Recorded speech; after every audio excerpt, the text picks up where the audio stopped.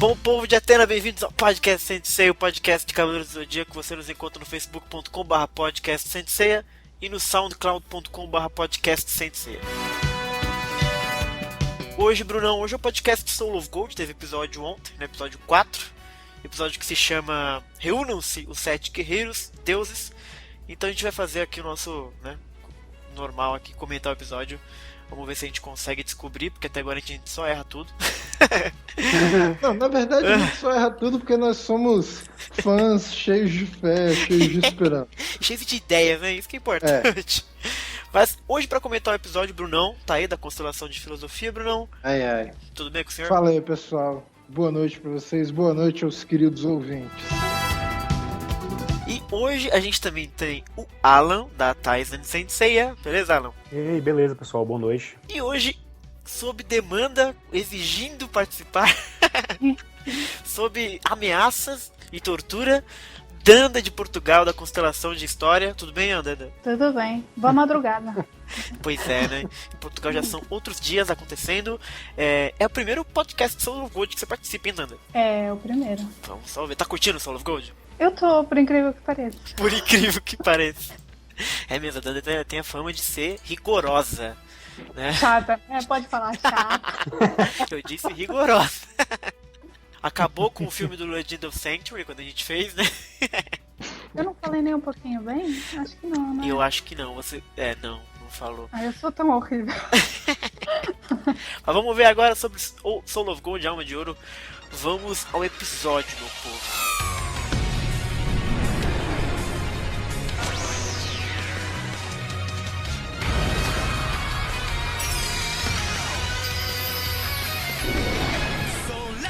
O episódio começa com o Saga já de cara.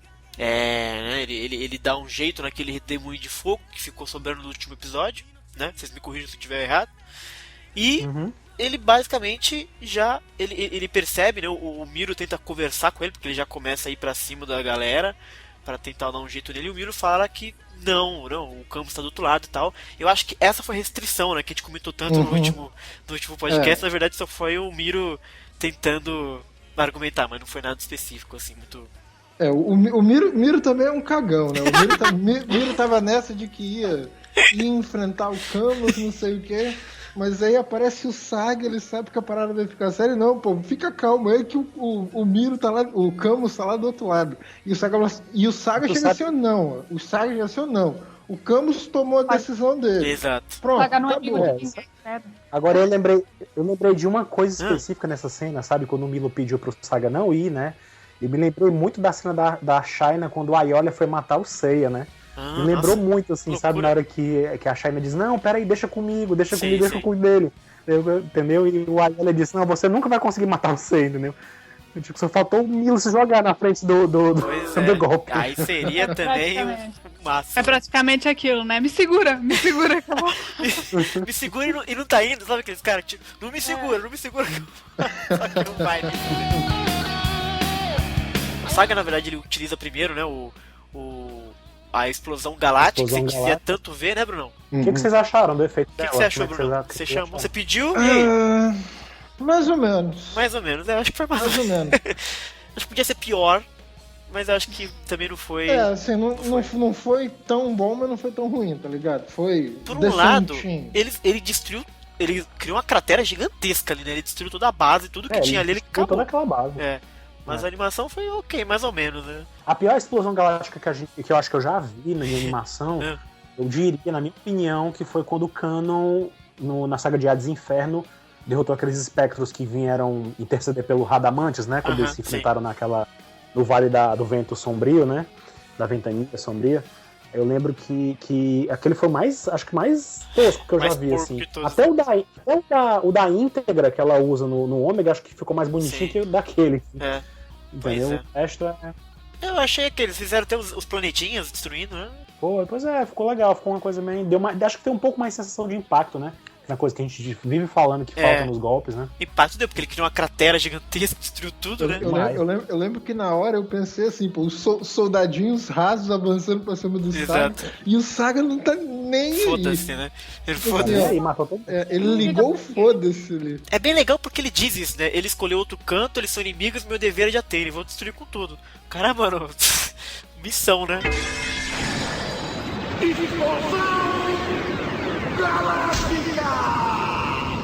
Uma coisa que eu achei curioso nessa participação do Saga é que ele é muito. Ele já vai classificando tudo, né? Ele diz assim, olha, eles são maus, são seres malignos, ele já vai chegando classificando, entendeu? Porque até então parece que tá acontecendo alguma coisa em Asgard, né?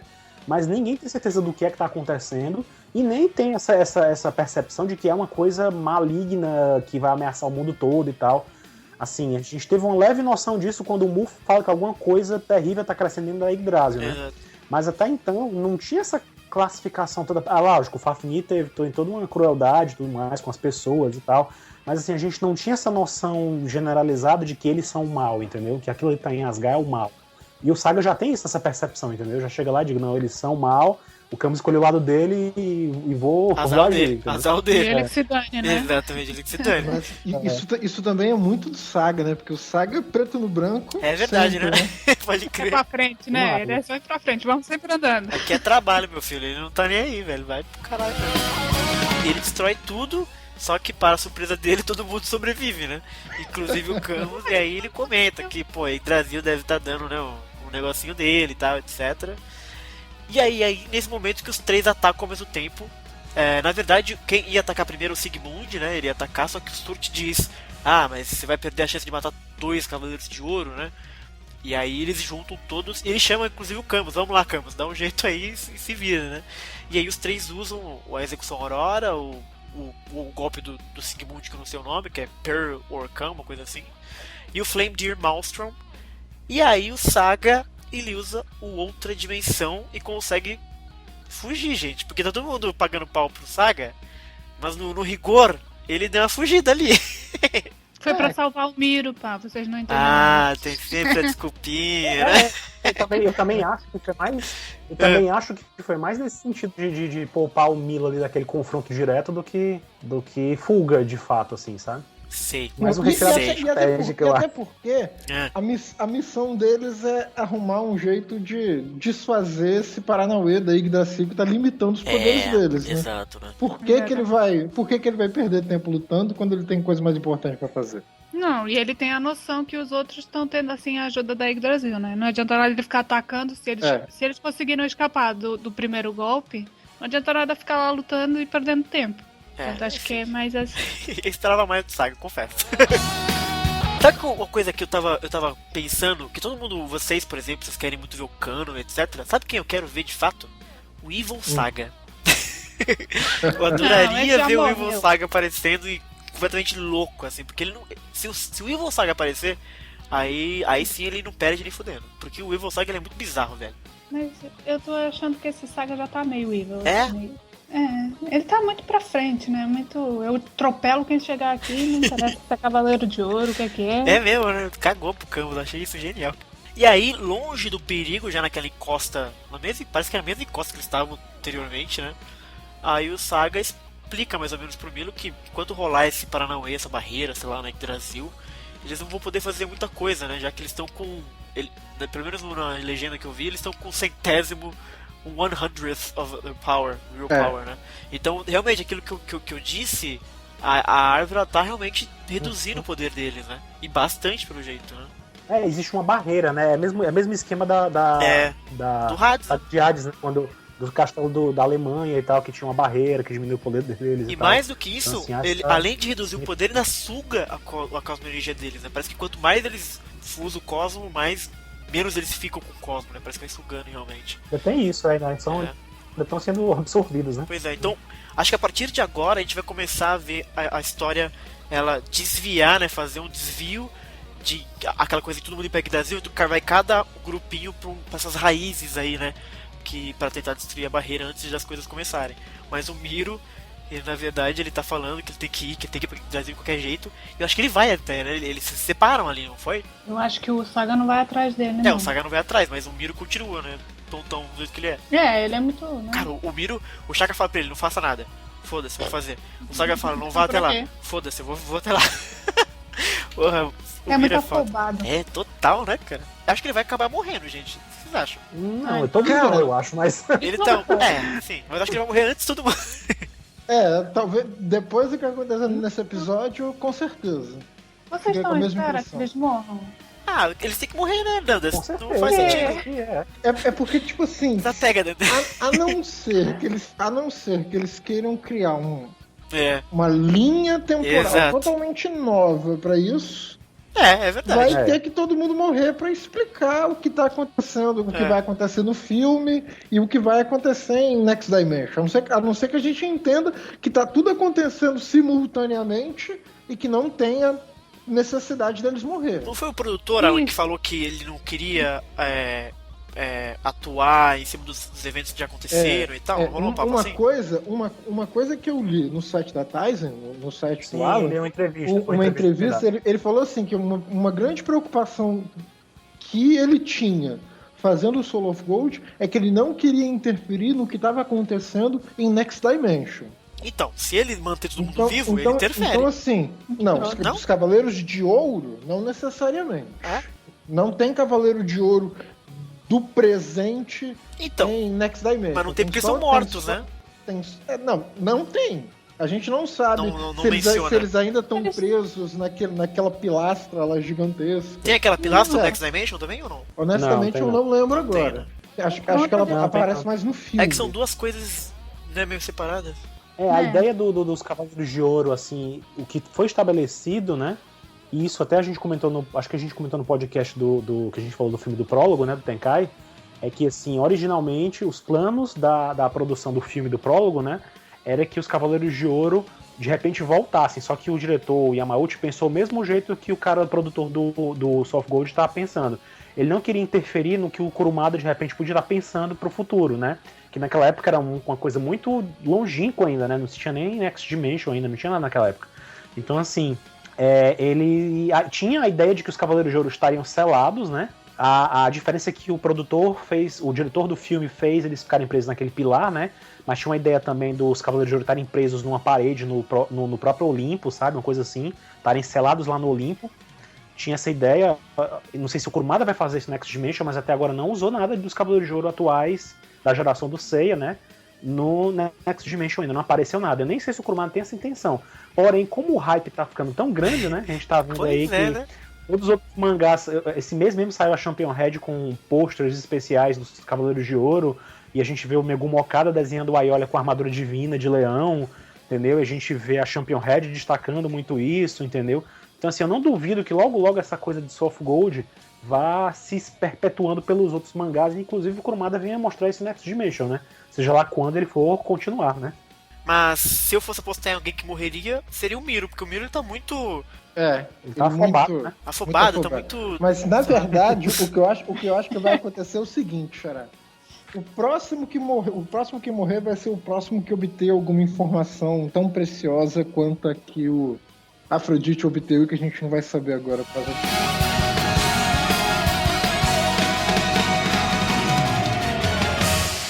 Você gosta da abertura de Soul of Gold, Danda? É, bonitinho, né? Os traços até que passam.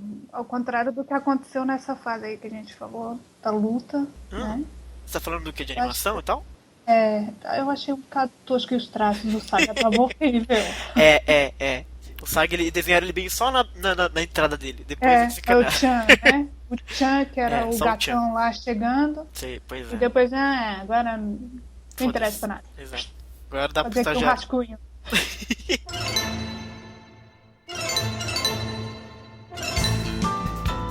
E aí voltamos pra aquela cidadezinha de Asgard, né? Que a gente continua sem nome, Bruno. Você não vai saber até o final da história qual que é o nome daquela cidade. É Asgard. É Asgard, exato, esquece. É um bairro de Asgard. E o Aiolia tá lá de noitinha, né? A Lifa, na verdade, ela tá acordada. E eu não entendo isso, cara. Quando ela é possessa pelo negócio, o cabelo dela desamarra. Que história que é? Esquisito isso, cara. Aquilo foi foi só um ventinho que deu, que é pra dar a emoção da cena. Sei. Enfim, ela tá acordada lá de noite, né? Vai saber o que aconteceu, né? Esse quarto, né, Bruno? Estão querendo chipar esse casal. Não, o Ayala já deu passar fora bem grande nela, já foi bem claro naquele. Tem por isso que ela tá chateada, pois é. Tem uma gente que ficou feliz, né, por esse passa fora. Quem que ficou feliz? Muitas meninas, afinal a Marin tá à espera lá, né? Gente. E aí ela. Mas me pareceu que nesse momento ela não é algo maligno, entendeu?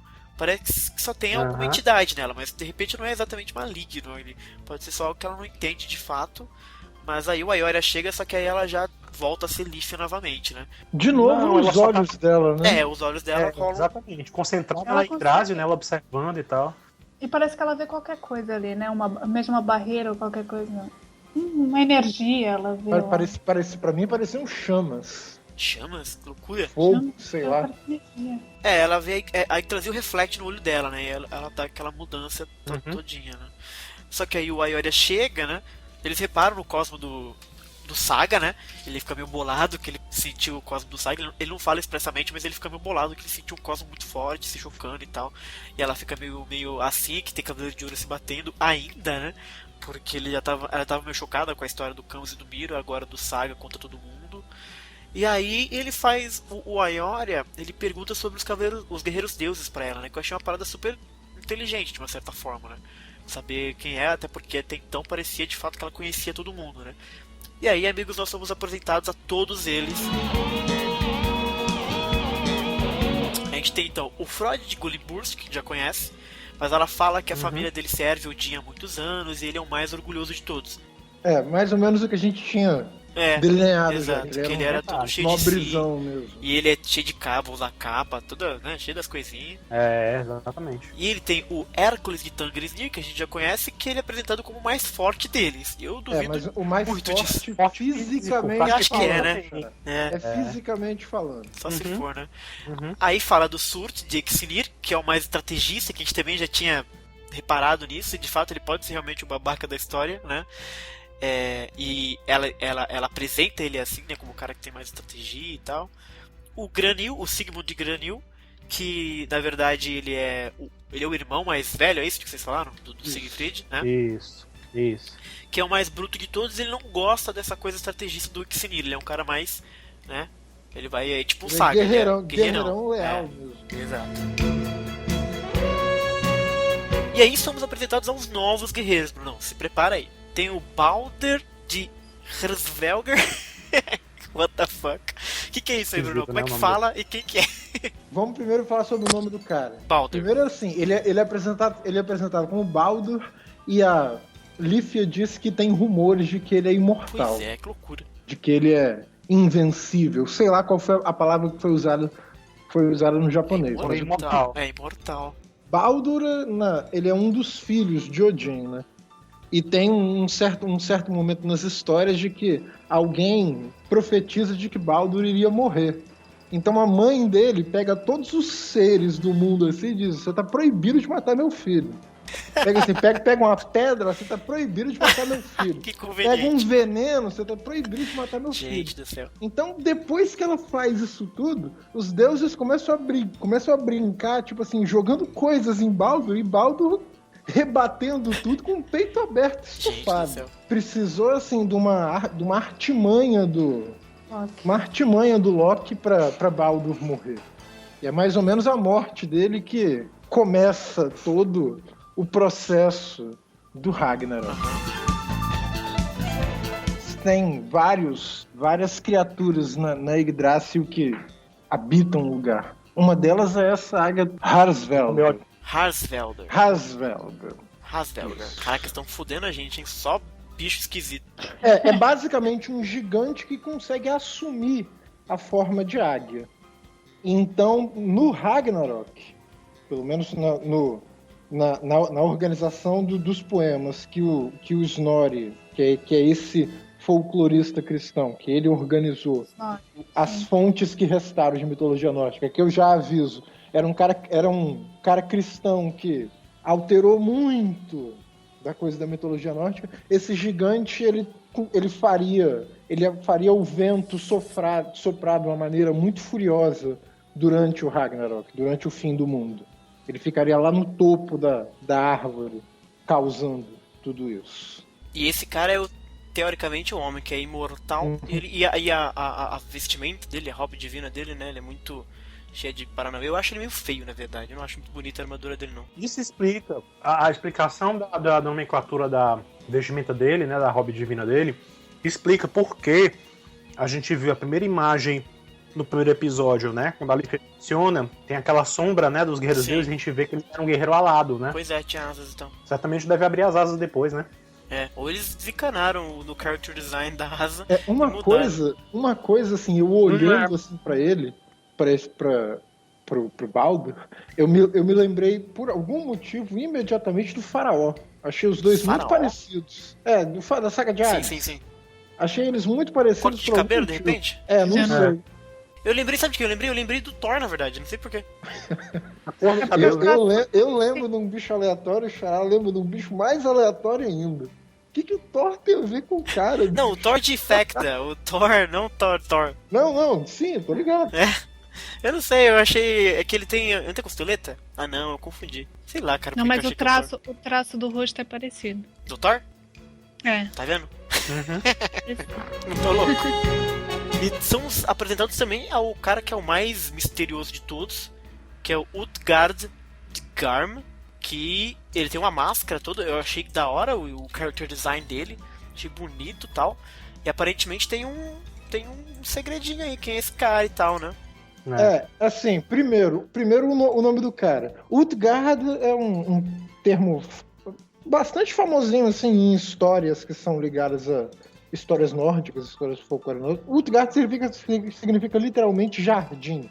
É como se fosse um jardim rodeado, um jardim que rodeia, assim, a base dos gigantes na mitologia nórdica. Por exemplo, no fórum do SSE, do Sensei Evolution, em um dos RPGs, Utgard é o nome de um lugar, é o nome de uma cidade.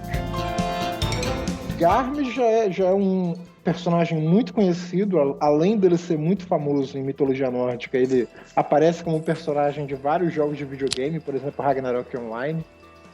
Tem um dos livros das Edas Poéticas que eles enumeram assim, quem são os melhores exemplares de todas as espécies de seres vivos que existem, né? Por exemplo, a melhor das árvores é Yggdrasil, o melhor dos deuses é Odin, o melhor dos cavalos seria Sleipnir e o melhor dos cães de caça é Garm. Garm seria essa fera que vigiaria os muros do mundo dos mortos, que é o Hel. E ele, Garm, assim, o uivo dele é um dos eventos que anuncia também o Ragnarok. É personagem bastante famoso também. Então isso a gente pode interpretar que esse cara, de repente, pode estar ligado com a grande reviravolta da história, de repente. Exatamente. Ele pode ser... Ele é bastante misterioso, né? Ele vai estar envolvido nisso aí, entendeu? A coisa dele é que ele é misterioso, né? Eu ouvi muita gente falando assim, esse Garm aí deve ser o Khan. Era isso que eu tinha... Não, tinha visto. Mas então é alguém que se conhece. Ele não pode, eu não sei, ele não pode fazer assim, sei lá, uma ilusão. Uma ilusão, loucura. Assim. Ele mexe com isso. Ele não consegue fazer isso. Ele consegue. Pode. Assim, eu acho assim, mas eu acho difícil o Utgard ser o Canon, na minha opinião, né? Eu acho muito difícil ser o Canon e ser o Xion, que foi números que muitas pessoas falaram, né, de repente. Porque, eu não sei, a impressão que eu tenho quando a Lífia fala sobre ele nesse momento da história, né, é como se ele já existisse há um certo tempo. Tá certo que a história dele não é conhecida, ele é misterioso, o passado dele e tal, mas assim, o Andreas chegou, os Guerreiros Deuses foram convocados, e ele tava lá, entendeu? Então assim, em algum tempo, já um bom tempo antes do Aioli e os outros aparecerem em Asgard, ele já estava convocado como Guerreiro Deus.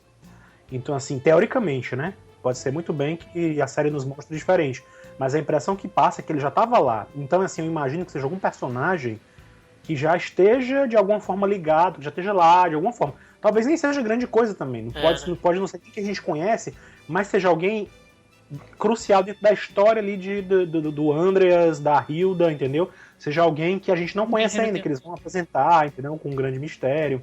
Agora, assim, se fosse pra pegar algum personagem antigo e trazer de volta e dizer que era ele, seria interessante que fosse o Bado com peruca, sei lá. O Bado. É isso de o cabelo que me pega. Cabelo, né? O Bado pintou o cabelo, vaidoso. Se o cara não pode... Enfim, o Aioli, até o Aioli já pintou, então qualquer um. Eu não lembro de ninguém com aquele cabelo ali. Vocês lembram de alguém com cabelo parecido? Ele, visualmente, assim, o designer dele lembra muito o Titan do Sensei Omega, né? Que é o guerreiro Palatite. Mas é difícil ser ele, assim. Até poderia ser, porque o cara, teoricamente, não é humano, né? Então, assim, ele poderia estar ali rondando na Terra, aprontando há um bom tempo, né? Antes de chegar a aparecer. Mas eu não sei se eles têm intenção de conectar tão diretamente algo com o Ômega agora, não. O Ômega é uma coisa histórica que passa muitas décadas depois e tal. Não sei se seria interessante pra eles, não. E aí, ele menciona o Utgard de Garm e finalmente finaliza com o Fafnir de Nidhogg, que a gente já tinha, né? Que é o cara que realiza experimentos, é o mais cruel de todos e tal. E a gente já falou sobre ele. E é bacana que eles estão todos reunidos ali com o Andreas. O lugar é um lugar super cheio de cristais, um lugar meio esquisito ali que ele tá, não parece. E fica claro que é no topo da Yggdrasil, né? Fica claro? Não entendi isso aí. Eles estão no topo da Yggdrasil. Eles estão. Interessante. Antes aparecer a cena, o quadro, a cena deles reunidos lá com o Andreas na sala, né? Verdade. Mostra que é um templo em cima da Yggdrasil, é lá no topo mesmo. E eles estão ali, os 7, na verdade. É engraçado ver que você tem uma certa dinâmica entre eles, né? O nego falando que quer atacar logo os Cavaleiros de Ouro quanto antes, porque eles estão separados e tal. Na verdade, assim, a gente tem o Frode querendo recuperar a honra dele, porque ele levou um cacete do Aioria. Tem o Hércules tentando ficar junto do Frode, que ele também tá querendo ir pro pau, porque ele é o fodão. Tem o Eixnir e o Sigmund querendo ir porque eles acham que é a hora... É a hora certa, né? A hora certa pra vencer, porque eles não estão com força máxima. Aí o Andreas pede conselho pro Baldur. Aparentemente o Baldur é o sábio do grupo. O Garm, ele fica calado, fica quieto, fica na dele. E o Andreas, ele tá pouco se lixando pros 6, ele só quer saber do Fafnir como que estão os experimentos. Mas antes disso, né, o Baldur, ele diz, né, e é curioso isso do Andreas perguntar pro Baldur. O Baldur realmente parece que é o cara que mais respeita, porque, assim. Eles não estavam entendendo qual que é dessa de armadura divina. E aí o Baldur é o cara que, na verdade, mas ele diz que nem todo mundo despertou, né, só foi o Leão que despertou plenamente, inteiro, assim, mesmo, só tinha sido ele, né. O que é curioso nessa cena é você notar que, se por acaso a vinda dos Cavaleiros de Ouro foi algo planejado pelo Andreas para se aproveitar da energia que eles podem vir a gerar e tal, se for uma coisa pensada por alguém nesse sentido, é curioso o Andreas não saber da capacidade da armadura divina. Para ele isso é uma surpresa aqui. Sabe o que pode ser? De repente ele trouxe os Cavaleiros de Ouro para sugar a energia, só que alguém vendo isso botou a esquema da armadura divina para poder combater, entendeu? Pois é. Que aí eu esperava isso. De repente, a entidade que a Lífia representa, ou ela é, sei lá, talvez tenha a ver com essa coisa da armadura divina, entendeu? E não a Saori, ou enfim. Acho que é mais algo de Asgard mesmo. Acho que a Saori tá vindo para não rica. Não vamos ter Saori, espera. Só que aí, no meio de tudo isso, o Andreas pergunta pro Fafnir como é que estão aquelas coisas e tal, né? Que é o que mais preocupa ele, os experimentos com a Yggdrasil. E o Fafnir diz que ele já encontrou o que precisava para concluir, né? Eu acho que a referência do Fafnir nessa história é mais a questão do que ele falou sobre o Mu no episódio passado. Quando ele usou o Mu como experimento, ele descobriu que o Cavaleiro de Ouro alimenta mais a Yggdrasil. Sim. Então, eu acho que quando ele fala aquilo pro Andreas, ele já tava meio que planejando a longo prazo pegar cada um dos Cavaleiros de Ouro. E a gente vê no final do episódio, já tem uma estrutura montada pra isso, entendeu? É verdade, pra capturar todo mundo, porque vai dar bastante energia pra eles. E aí o que acontece depois é justamente uma armadilha, entendeu? Aquilo que acontece depois, que a gente vai comentar daqui a pouco, aí eu acho que já é uma armadilha pra conseguir esse intuito de pegar os Cavaleiros de Ouro.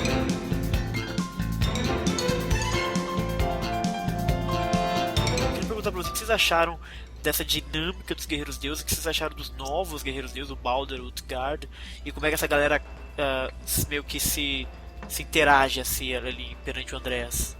E o Andreas também, né? O que vocês acham do Andreas? Eu odeio o Andreas. Mas eu odeio porque... Exato. Cara, eu odeio que...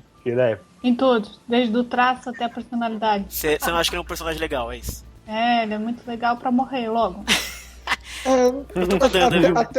Até agora, pra mim, também não deu muito, não. Mas esse é porque assim, eu tomei as dores do Máscara da Morte, você também não sabe. Meu Deus. Não, mas se fosse pra odiar como foi, eu também odeio ele, pô. Só que até agora, se eu for julgar o personagem mesmo, o texto, não tem muito como... É porque assim, a gente teve duas facetas do personagem até agora. Tem aquela faceta que a Helena apresentou, né, de um cara muito bondoso e tal. E a gente não vê muito isso... Parece que ele realmente é só um falso do caralho, né? E aí eu não sei até quanto eu acho isso legal, assim, eu acho que... No podcast passado eu comentei até, né, que a gente... Pra mim ainda não tinha bem claro quem era o Andreas, né? Eu acho que pelo menos nesse episódio ficou bem claro que ele realmente é alguém mal intencionado. Eu acho que ele realmente ele é o vilão mesmo da história, né? Exato. Até então, tipo, dando benefício da dúvida, ele podia ser, não sei, entendeu? Mas acabou porque até então a gente só sabia do lado bonzinho dele, né? Que ele lá e tal. A gente tinha desconfiança da Leaf, alimentada pelas palavras da Hilda, né? Mas até então a gente não tinha visto ele fazer nada de agressivo. E nesse episódio ele ficou com tudo, né? Assim, ele partiu pro campo de batalha, atacou e tal, e foi uma coisa muito bem pontual, né? Pois é, já tirou qualquer dúvida, ele realmente é o vilão ele da história. Cínico, ele é um cínico. Ele é um cínico total e totalmente o vilão, com certeza. Ele é muito, muito terrível mesmo, porque ele não só finge que é bonzinho, mas como utiliza a galera pros intentos dele, então ele realmente é uma criatura maquiavélica, mas eu ainda não é aquele personagem mau que você acha legal, entendeu? É claro que, sei lá, é bizarro você achar um personagem mau legal, mas, por exemplo, o Evil Saga, ele era bizarro, mas ele era muito interessante ao mesmo tempo, entendeu? Então, sei lá, ele não é um personagem que junta as duas coisas, ele só é chato e mau. Ele só vai valer pra morrer mesmo, é exatamente isso. E aí a gente vai justamente pra cidadezinha, né? O Máscara tá lá jogando. E é muito bom. Ele vencendo o cara, metendo mó blefe no cara. Certeza que ele tava blefando, não tinha nada naquela Só assustando. Só assustou ele. E aí ele tá lá na vidinha dele e tal. Não tem ninguém. Ele percebe que não tem ninguém na taverna, né? Naquele lugar ali. Nem o dono, né, da taverna. É, exato. E aí o carinha que tá lá no lugar do dono diz que o dono foi pro hospital, né? Veio pro liminho dele lá, porque o Andrés ofereceu tratamento de graça, etc. E ele fica nessa. A gente vê que na capa a menina tava passando mal, né? A Helena tá passando mal. Vai lá entregar o dinheiro. Você esqueceu de uma cena. Que cena que eu esqueci? Que ele entrega o dinheiro pra ela. É verdade, né? Que ele ganha o dinheiro. O dinheiro todo do jogo ele deixa na frente da porta da Helena, bate na porta e pica a mula. Pica a mula, exato. E ela agradece. Aí depois batem na porta e aparece aquele tribufu lá do... é verdade. Tribufu. Sinceramente, uma pessoa abre a porta, dá de cara com aquilo, parece a morte com fome, ainda por cima meia-noite uma pessoa abre a porta. E é uma parada legal porque a Helena, naquele momento, eu acho que ela até cogita que deve ter sido o Andrés que deu o dinheiro pra ela. Acho que ela chega a falar um negócio desse. Os irmãos dela. Os irmãos dela pensam, né? Pois é. E é curioso isso, né? Porque a gente tá julgando até agora o Máscara da Morte de ser um babaca, de estar jogando dinheiro, ter dívida no dinheiro, ter dívida de jogo, enchendo a cara. E na verdade ele todo... Porque ela menciona que não é a primeira vez que isso acontece, né? Então todo o dinheiro que ele ganha ele dá pra ela, né? Que é uma parada super...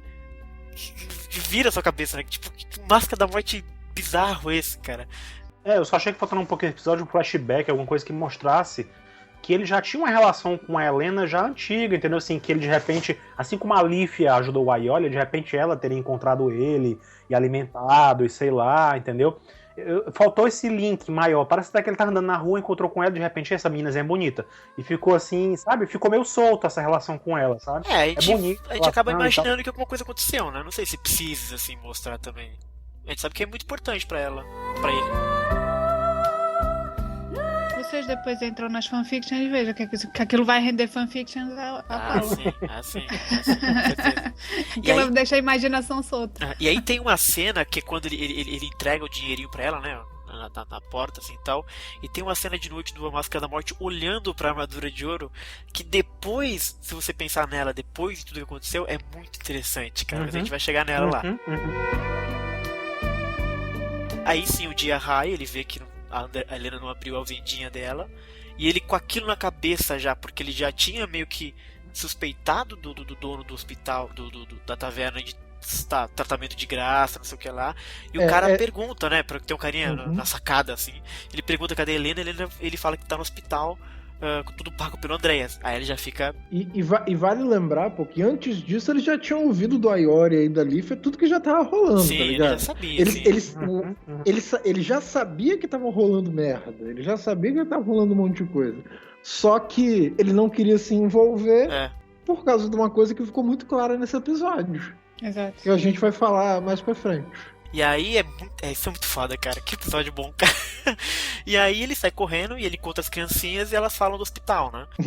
Desculpa, Xara. Eu acho que a gente tá pulando. Eu não tenho certeza agora, me corrijam se for o caso. A gente não tá pulando um pedaço de um encontro muito breve entre o Dit e o Máscara da Morte? Verdade. Era na parte que o Bruno tava falando. Mas ele tava falando que era dele olhando pra armadura, que o Dit entra. Ele entra no quarto dele, né? Ele entra no quarto e ele insinua, até o Máscara da Morte insinua porque que ele não foi, se ele tava chateado de ele não ir, da Leaf e do Ayora terem ido embora, e ele não foi junto. Porque parece que o Afrodite tá meio balançado ali, né? Exato. Mas essa cena eu achei curiosa, eu percebi uma coisinha. Eu não sou muito de shippar nem nada e tal, pensar essas coisas, mas eu achei curioso. Naquele momento, o Bruno tava comentando por que o Máscara da Morte não saiu dali, né? Por que ele resolveu ficar ali, né? Não era só uma questão de estar curtindo a vida e aproveitando o fato com certeza dele. não. A gente vê que tinha um motivo a mais ali, né? Exato. E eu fico pensando qual era o motivo do Afrodite para não sair dali. E eu achando que o motivo de não sair dali era por causa do Death Mask, entendeu? Porque o Death Mask tava preso naquela cidade e ele queria estar lá com ele. Entendi. Ó, que interessante. A gente tá arrumando todo o background, mas é interessante isso mesmo. E mas até ele parece fica que com isso uma cara assim, né? Desculpa. Exatamente. É como se o Afrodite assim, não querer dar a devida importância a isso, mas o fato é esse, entendeu? Então, assim, tanto é que ele toma a dianteira e faz aquilo que a Máscara da Morte que o Death Mask tava querendo fazer, entendeu? Ou seja, ele tava tão conectado com a morte sentia e tal, que ele já sabia o que ele precisava fazer, entendeu? E aí é isso que acontece basicamente, né? O Máscara da Morte, enquanto ele tá desesperado correndo lá até a casa da Helena, né? E percebe que ela não tá lá mais, tá no hospital. A gente vai pro hospital, né? Mostra lá o hospital, etc. E o Fafnir, ele já tá ali, cheio de cristais, cheio de raiz. E ele consegue, aparentemente, atingir o que ele queria fazer. Que a gente vê que uma pedrinha se materializa ali, né? Parece, né? Parece e aquilo lembra de cara uma Safira de Odin. E o que vocês acham que é aquilo? Porque realmente é muito parecido com a Safira de Odin. E a Safira de Odin, elas juntadas, elas despertam a armadura de Odin, né? Não é essa a história? Era essa. E aí, vocês acham que é isso que eles estão tentando fazer, de repente? Pode ser. Eu não sei. Faz sentido. Porque teoricamente a armadura o traje divino de Odin, ele não tá escondido, né? Assim, a Hilda tava usando ele, entendeu? A menos que com a ameaça da Yggdrasil e tal, a armadura tenha desaparecido. E eles estão querendo ela de volta de alguma forma. Eu não sei se é isso. Eu não sei também se essa pedra tem alguma coisa a ver com o objetivo maior deles, que eles têm, entendeu? Pode ser também, sabe o que pode ser? Porque assim, na série clássica, eles precisavam das 7 Safiras de Odin pra destravar, vamos por assim, um artefato, a armadura de Odin. De repente, eles precisam fazer novamente pra destravar outro tipo de coisa, como se fosse algo muito mitológico da nova, entendeu? Pode ser. Eu não sei, a Safira de Odin dava algum poder pros guerreiros deuses? Não. Era só um negocinho lá que tava lá. Só um berlock. Pronto. A gente não sabe muito sobre qual é a dessas Safiras de Odin. Uma coisa que a gente sabe é que você precisa delas para invocar a armadura de Odin e a espada Balmung. E a gente sabe, por exemplo, que aquela armadura era capaz de destruir aquele anel de Nibelung, que era um artefato poderosíssimo e tal. Era só aquilo que podia destruir aquilo. Então, assim, as Safiras de Odin, então, pelo menos para isso, elas servem, para destravar esse artefato poderoso. E vale observar que todos esses 7 novos guerreiros deuses, todos os 7 também têm Safiras de Odin. Então, você consegue ver, em todas as armaduras está lá o artefato. Então, eles têm ou tá faltando, de repente, Bruno? É isso que eu não sei. Tem um espacinho. Então, tem um espacinho. Mas é super curioso que ele gera essa pedrinha, né? E aparentemente é isso que eles queriam fazer, né? É isso que o André de repente queria fazer. Pegar essas pedrinhas. E aí a gente teoriza que de repente pode ser isso, pelo que a gente já tinha, né? Que as safiras destravavam algo, de repente isso vão destravar outra coisa também. O que? Faz a menor ideia. Então vamos lá. Se não for a armadura de Odin e a espada Balmung, o que é? Nossa. Vamos lá. Eu acho. De repente um novo anel de Nibelungus. Anel de Nibelungus? Pode ser uma nova versão, sei lá, um novo item desse mesmo. O mesmo tipo de poder e tal. Dessa vez eu não vou dar uma viajada assim nisso. Eu vou falar que é a armadura de Odin mesmo. Tá sendo. É pro André, né? Vamos brigar com o faria sentido, sei lá. Pra mim não faria sentido, assim. Ele tentar querer. Porque as safiras de Odin em tese sumiram, né? Depois que a armadura foi destruída, eles foram pro céu, né? Desapareceram. Elas não.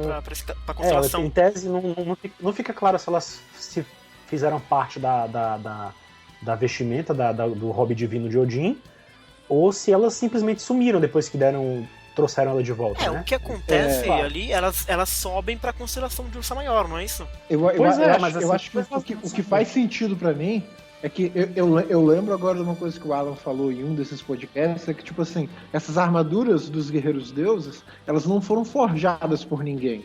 Elas, quando apareceu um cara que era digno de vesti-la, elas apareceram. Então elas, tipo assim, como se elas existissem desde sempre. Não, no clássico. No clássico. Como se elas existissem desde sempre. Isso. Então, a partir do momento que esses cavaleiros desapareceram, a partir do momento que eles morreram, as armaduras, cada uma voltou pro teu canto e levaram a Safira junto. É uma teoria também. De repente, Elas, então, assim, elas estariam desaparecendo, elas estariam sumidas porque esses principais representantes delas morreram, com a exceção do Bado, né? E se a gente tiver muito boa vontade, do Shido, né? Não sei, eu acho que é muito boa vontade disso.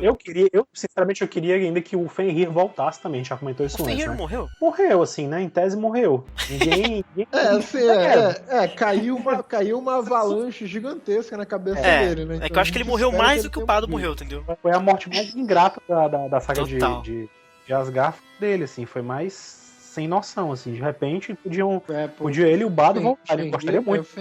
Isso é legal. É um dos melhores personagens, pô. Aliás, tem fontes de mitologia nórdica, essas, pro meu gosto, muito mais confiáveis que a fonte do Snorri, assim, muitas delas confundem o tempo inteiro Fenrir com Garm, tratam os dois como se fossem o mesmo.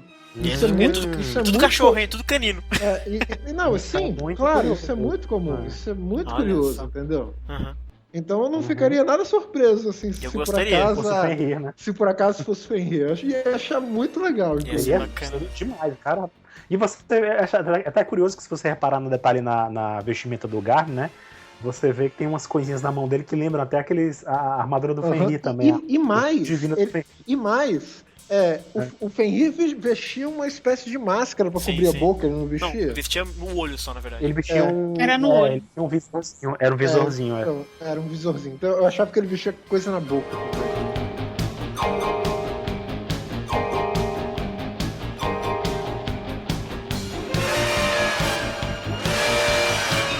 Mas enfim, aí chegamos na parte, senhoras e senhores, que eu, cara, achei isso tão genial, velho. Aí, a gente tá esperando, na verdade, porque a montagem do episódio é assim, a gente tá esperando, na verdade, que o Máscara apareça ali, né? Pra falar com o Fafnir. E quem aparece é o maravilhoso. Aparece o guerreiro mais bonito entre o céu e a terra. Ele é incrível. Ai, lindo. Ele é genial, gente. Ele é maravilhoso. Não, a aparição dele lembrou, mais uma vez, a aparição me lembrou. Eu jurava, assim, quando eu vi aquele quadro, eu pensei, meu Deus, parece muito quando o Afrodite apareceu no filme do Abel. Quando o Shun tá lá lutando, que ele aparece a primeira vez, parecia igualzinho, até a posição da Afrodite estava igual. Aí já tem um monte de pétalas, você já viu no chão, e aí o Fafnir já começa a ficar na pior, né? Por causa do perfume, da parada. E eu acho, uma coisa que eu acho genial do Afrodite aí, é que ele sabia onde ele estava, porque ele tem essa conexão com as plantas, sabe?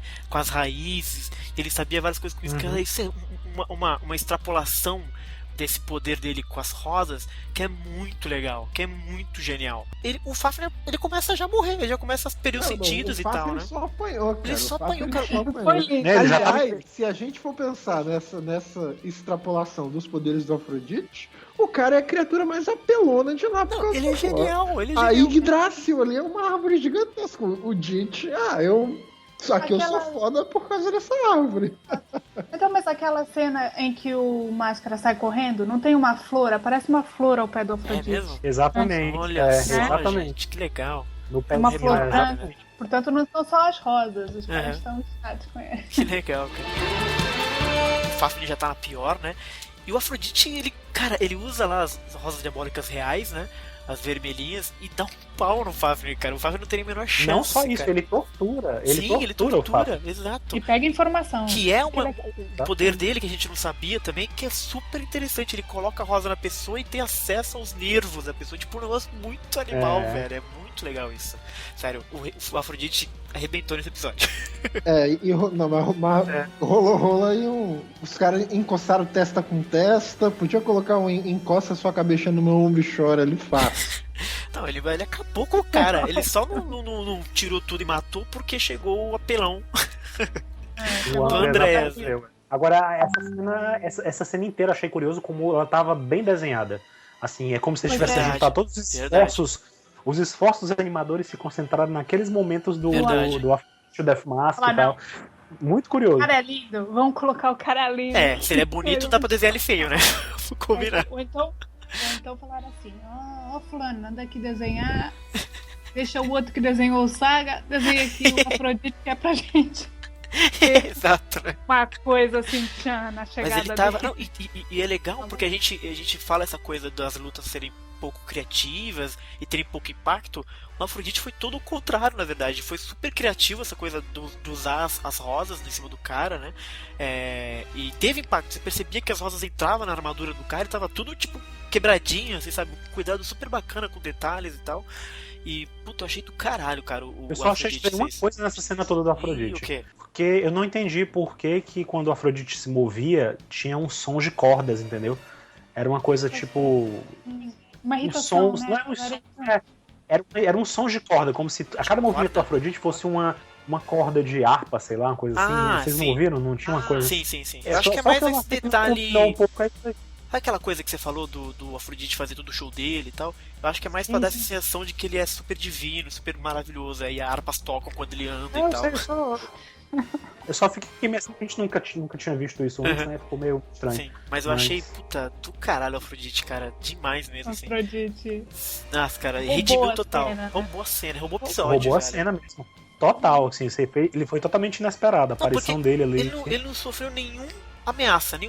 Ele simplesmente chegou, mitou, mandou o cara se fuder, perdeu os sentidos, botou rosa no cu dele.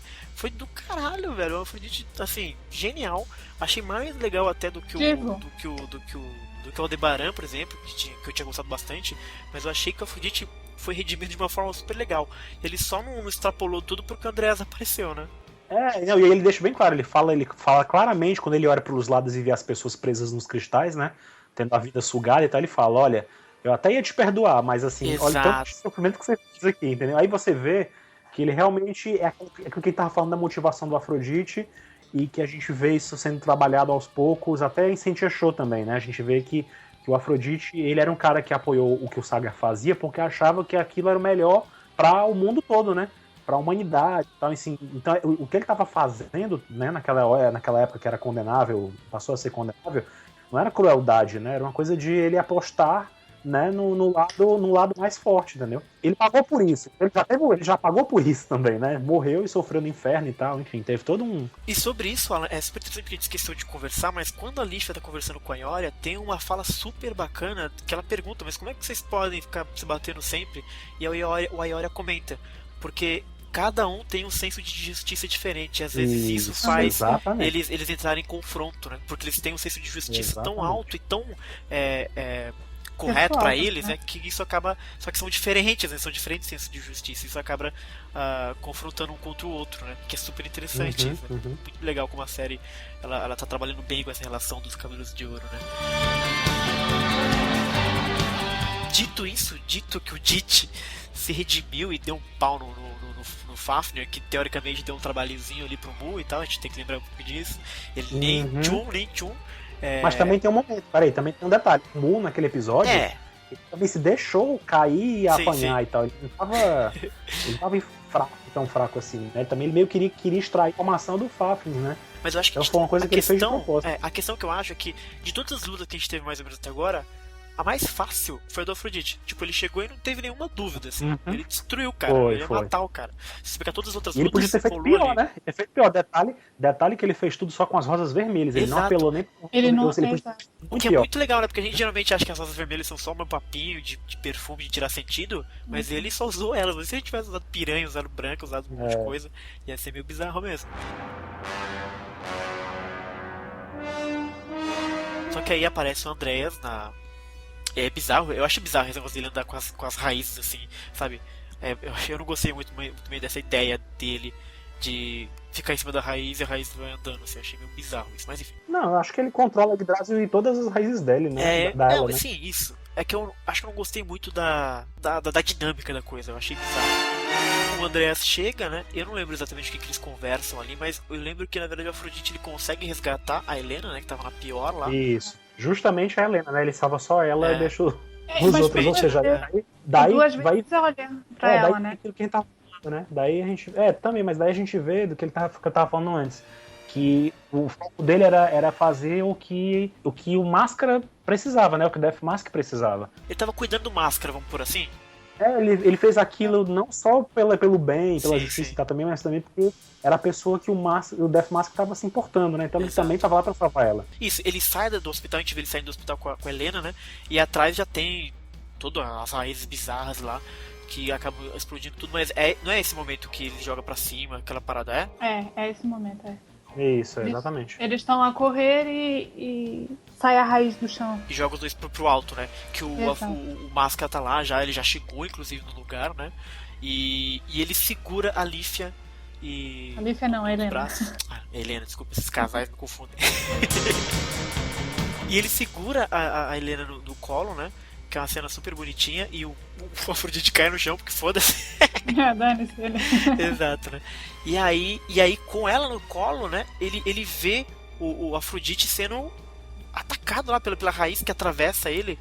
E nesse momento, cara, eu senti tão mal, eu xinguei tanto a Toei.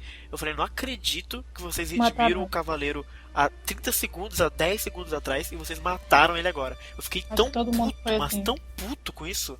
Mas ele não morreu, né? Então, depois você morreu, mas no momento eu fiquei, ele vai se fuder. Tem ali uma falha na animação. Que falha? Então a raiz atravessa ele. Quando as outras vão embrulhar ele, né? Aí não tem mais raiz nenhuma ali. Aí de repente já tem a raiz de novo. Animação dando a gente... Acontece, né? Mas enfim, eu achei muito chocante essa imagem. Mas eu achei, assim, eu odiei, mas o fato de eu ter odiado quer dizer que eu tava muito emocionalmente investido com a Afrodite, que é uma parada que eles conseguiram fazer muito bem, né? Então você percebe que eu fui muito facilmente manipulado por eles. Mas eu achei uma sacanagem mesmo assim terem empalado o Afrodite e capturado ele, né? Eu fiquei nessa também, achei que ele morreu muito rápido. Vai se fuder, né, Brunão? Pô, mata o cara. Mata o Ioria, que é chato pra caralho, velho. Não, mas vocês sabem que isso aconteceu, esse momento de... Eu nem digo matar, ele não morreu, o Afrodite não morreu. Naquele momento eu achei que ele tinha morrido, essa é a questão, o problema, né? Ele foi inutilizado naquele momento porque a ideia ainda era dar o enfoque também no Death Mask, né? Então, assim, ele tinha que fazer alguma coisa. Se o Afrodite ficasse vivo... E se você ver que o Afrodite fez tudo aquilo só com a rosa vermelha, se ele usasse a rosa negra ali, ele podia muito bem ter se saído daquela situação e tal. E destruído as raízes e tal. Enfim, não deram chance pra isso. O Andrés não deu chance pra isso. Atacou logo e a Toei. E também, assim... Ele era um bote fora de batalha pra poder deixar a Máscara da Morte brilhar, né? Não, e também, assim, além dessa coisa de... da gente pensar assim, fora do anime, ele morreu, ele saiu do combate agora para deixar o Máscara da Morte brilhar, mas tem uma coisa assim dentro da história. Aparentemente o Afrodite leu a mente lá do Fafnir, então ele descobriu um monte de coisa que ninguém sabe. Então, tipo assim, o Andrés não pode permitir que um cara fuja assim, sabendo todos os planos dele. Então tanto que o Andrés barbarizou. O Andrés, eu acho assim, minha teoria, o Andrés aparece lá com 2 objetivos. Primeiro, impedir que o Afrodite espalhe as boas novas por aí. E segundo, para ver pra tentar a chance, assim, de ver na real o que é a parada lá das armaduras de Vênus. Porque ele poderia muito bem ter atacado a Helena e o Máscara, e na verdade eles que estão mais vulneráveis, né? Mas ele vai direto no Afrodite e caga pros dois, né? Pode ser realmente essa parada, que ele sabia too much, sabia demais. Nesse ponto, até o ataque ao Afrodite foi um destaque que deram pra ele também. Total. Assim, nisso, por exemplo, eu acho que o texto do anime falha um pouco. Eu acho que o anime podia apresentar pra gente qual que é o processo mental do Andrés na hora. Tipo assim, o Andrés preocupado com os cavaleiros, com o Afrodite, descobrindo um monte de coisa que não era pra ele descobrir. Acho que se ele mostrasse pra gente esse processo mental, a coisa ganharia uma tensão muito maior. Exato. É que ele é muito lazer, ele é chato, aí né, já não tinha essa coisa dúbia, né, dele. É o cínico, você nunca sabe o que realmente ele quer e o que tá fazendo. E eu acho que é isso. Justamente isso, Nanda. Assim, a gente precisa ficar adivinhando, então a gente nunca sabe qual é do personagem. E aí, senhores, temos um segundo momento inacreditável de novo da série, né? Que episódio bacana, cara. Hein, Danda? Você quis participar só por causa disso, né? É um momento muito e aí, bacana. A gente vê a armadura de Câncer abrindo e o Máscara da Morte chocado. Não, pera aí, mas vamos com calma. Vamos com calma. Ele sente a armadura reagindo, né, lá longe. Sim, ele sente a armadura abre, né? Ele pensa, o engraçado é que ele pensa, não, eu vou lutar sem armadura, vamos embora. E Exato. de repente, opa, peraí, que ela tá vindo. Ela tá vindo e ela aceitou lutar com ele de novo, né? Você vai lutar comigo novamente? Ele não acredita, né? Ele não acredita, cara. Como é que você vai lutar com uma pessoa como eu? Como eu, exato. Mas vamos com calma, assim. Primeiro, a Helena morre nos braços dele, né? Não, ele não morre depois, maluco. Ainda não. Ele recebe a armadura e depois ele dá um shake mega errado, não depois que nada, foi uma decepção, e depois o maluco ataca ele, e ele realmente recebe um golpe. E depois, o que eu achei muito chato foi o Andrés falar que ele era o mais fraco de todos. Mas é legal, porque isso deixou ele meio, sabe, tipo... Eu sou mesmo o mais fraco, eu sou mais... Ele fala uma coisa assim, tá ligado? Sim, ele admite aquilo, mas eu não sei se ele admite porque... eu sou o mais fraco por não ter poder. Eu acho que ali ele fala que ele é o mais fraco, mas é de caráter. Mas antes da gente chegar a isso, essa parte da armadura ela é muito importante, gente. Essa parte dele tá chocado com a armadura e, de novo, aquela coisa que eu tinha falado, ele olhando pra armadura de noite, sabe? Com certeza ele tá pensando em... Sabe, ele de repente não se envolveu porque a armadura de repente não responde pra ele, que ele não se sente mais porque ele tinha sido rejeitado por ela, né? Ele tinha sido totalmente rejeitado por ela. Então, assim, na cabeça do Máscara da Morte, ele não era digno de ser Cavaleiro de Ouro. E não só na cabeça dele, pra armadura também ele não era digno. Então, por isso não, mas mesmo assim... Mas aquilo já tava mudando um pouco, assim, se vocês lembrarem que no Muro das Lamentações ele usou a armadura pra abrir um buraco no muro, aquilo já tava mudando, então, entendeu? Mas só que ele não tinha focado. Como ele mesmo disse, aquilo foi um milagre. Aquilo foi uma vez só, entendeu? Então ele sabia que os pecados dele ainda não tinham sido redimidos, que a armadura... O que ficou pra mim é que de repente ele teve até tentado lutar, só que a armadura não vinha. Aí ele falou, ele chateadão se jogou nas drogas. Eu acho que ele nem se deu o trabalho de tentar, sinceramente, eu acho que ele nem tentou. Acho que ele ficava olhando a armadura e não tentava. Entendeu? E depois assim, no Muro das Lamentações era pra ajudar a Athena, né?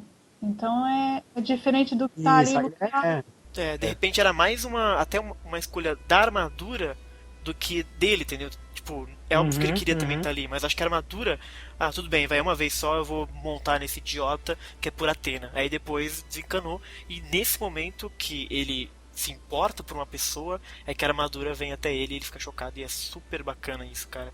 Porque, de novo, não toca exatamente tanto quanto eu gostaria do psicopata assassino que ele era antigamente, mas pelo menos dá uma dica de que ainda existe uma tensãozinha entre a armadura e ele, né? Que é uma parada que aconteceu contra o Shiryu e tal. E é super bacana isso ter sido colocado na série, né? Na hora que... Esse foi o momento, inclusive, que eu mais vibrei do episódio. Aplaudi de pé. Pô, foi super legal, cara. Foi muito legal. E aí, de novo, ele deu aquele gritão que o Alan geralmente... Não, mas dessa vez ele ficou gritando desde o começo. Ele não teve uma peça que atacou e depois ele gritou, entendeu? Ele já tava gritando. Eu curti ele gritando, cara. Puta que pariu. Fez mais sentido. O grito dele fez mais sentido. Exato. E aí é muito legal, porque acho que é nesse momento, inclusive, que a menina morre, não é?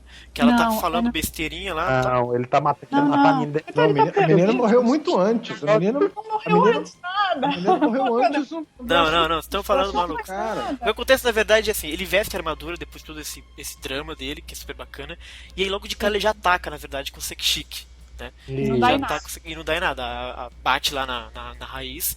Que também ele ia fazer o quê? Ele ia jogar o Andrés pro inferno? Eu acho o golpe dele meio... Era bom. Enfim. E aí é inútil o ataque dele, né? Bate na raiz e o Andrés dá uma. Aí que sim que ele zomba do câncer, né? Diz que ele é mais fraco, que ele é um bosta, etc.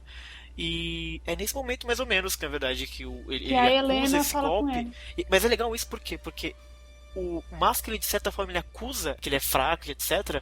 E aí a Helena meio que desperta ele desse que ele não é um bosta, por exemplo. E ela começa a chamar pelos irmãos e tá morrendo e ele vai até ela, né? Ele não vai até ela, homem.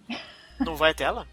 Não. Como não? Ele ouve ela falar pra ele dar o recado pros irmãos ficarem juntos. Como se fosse uma despedida. Sim, ou seja, ela exato. sabe que ela vai morrer. E ele fica pé da vida porque ela tá desistindo de morrer. E é aí que o Andrés ataca ele. É verdade. E ele consegue agarrar na raiz e ele destrói a raiz. Só que aí a armadura divina meio que aparece, não aparece ela inteira, mas aparece aquele caranguejão atrás dele, assim, né, brilhando. Desperta o braço e o braço. Exato. E aí ele dá um puta de um golpezão, que a gente não sabe que golpe que é isso também, que é só uma rajada de luz dourada do Máscara, que a gente não sabe qual que é. Né? Deve ser tipo sabe um fireball básico dos Cavaleiros de Ouro que eles conseguem dar? É tipo o Copperdict. O Ford fez isso contra o Shun quando enfrentou na casa de peixes. Rajada de ele mesmo tinha atacado o Shiryu também com um Cosmo verdade. genérico também nas 5 montanhas antigas, né? Então ele tem esse poder também, né? Rajada de Cosmo ele usou, e aí ele consegue fazer o Andrés meio dar aquela titubeada e ele fica meio surpreso, né? Nessa coisinha de ter visto realmente a armadura divina. E aí o Brunão disse que de repente ele tava lá justamente pra tentar ver essa parada em loco, né? Que era algo fora do conhecimento dele, né? Que o Balder falou e tal, e que o Freud também tinha falado. E ele foi ver meio que em loco mesmo.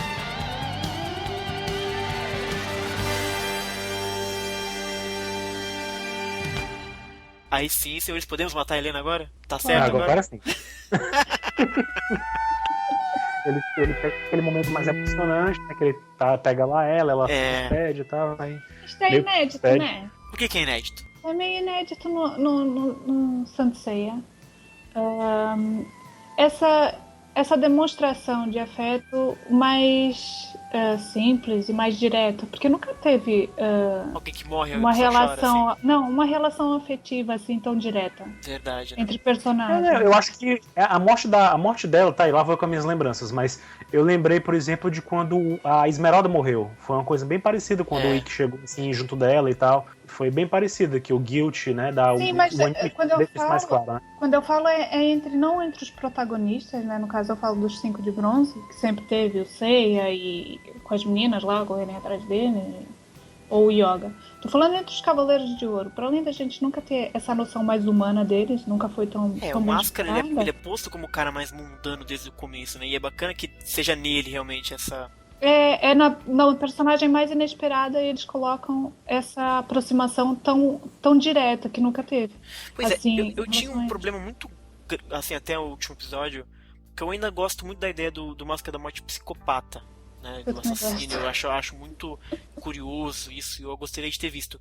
Mas a forma como construíram o Máscara da Morte nesse Soul of Gold eu achei muito bacana, mesmo assim.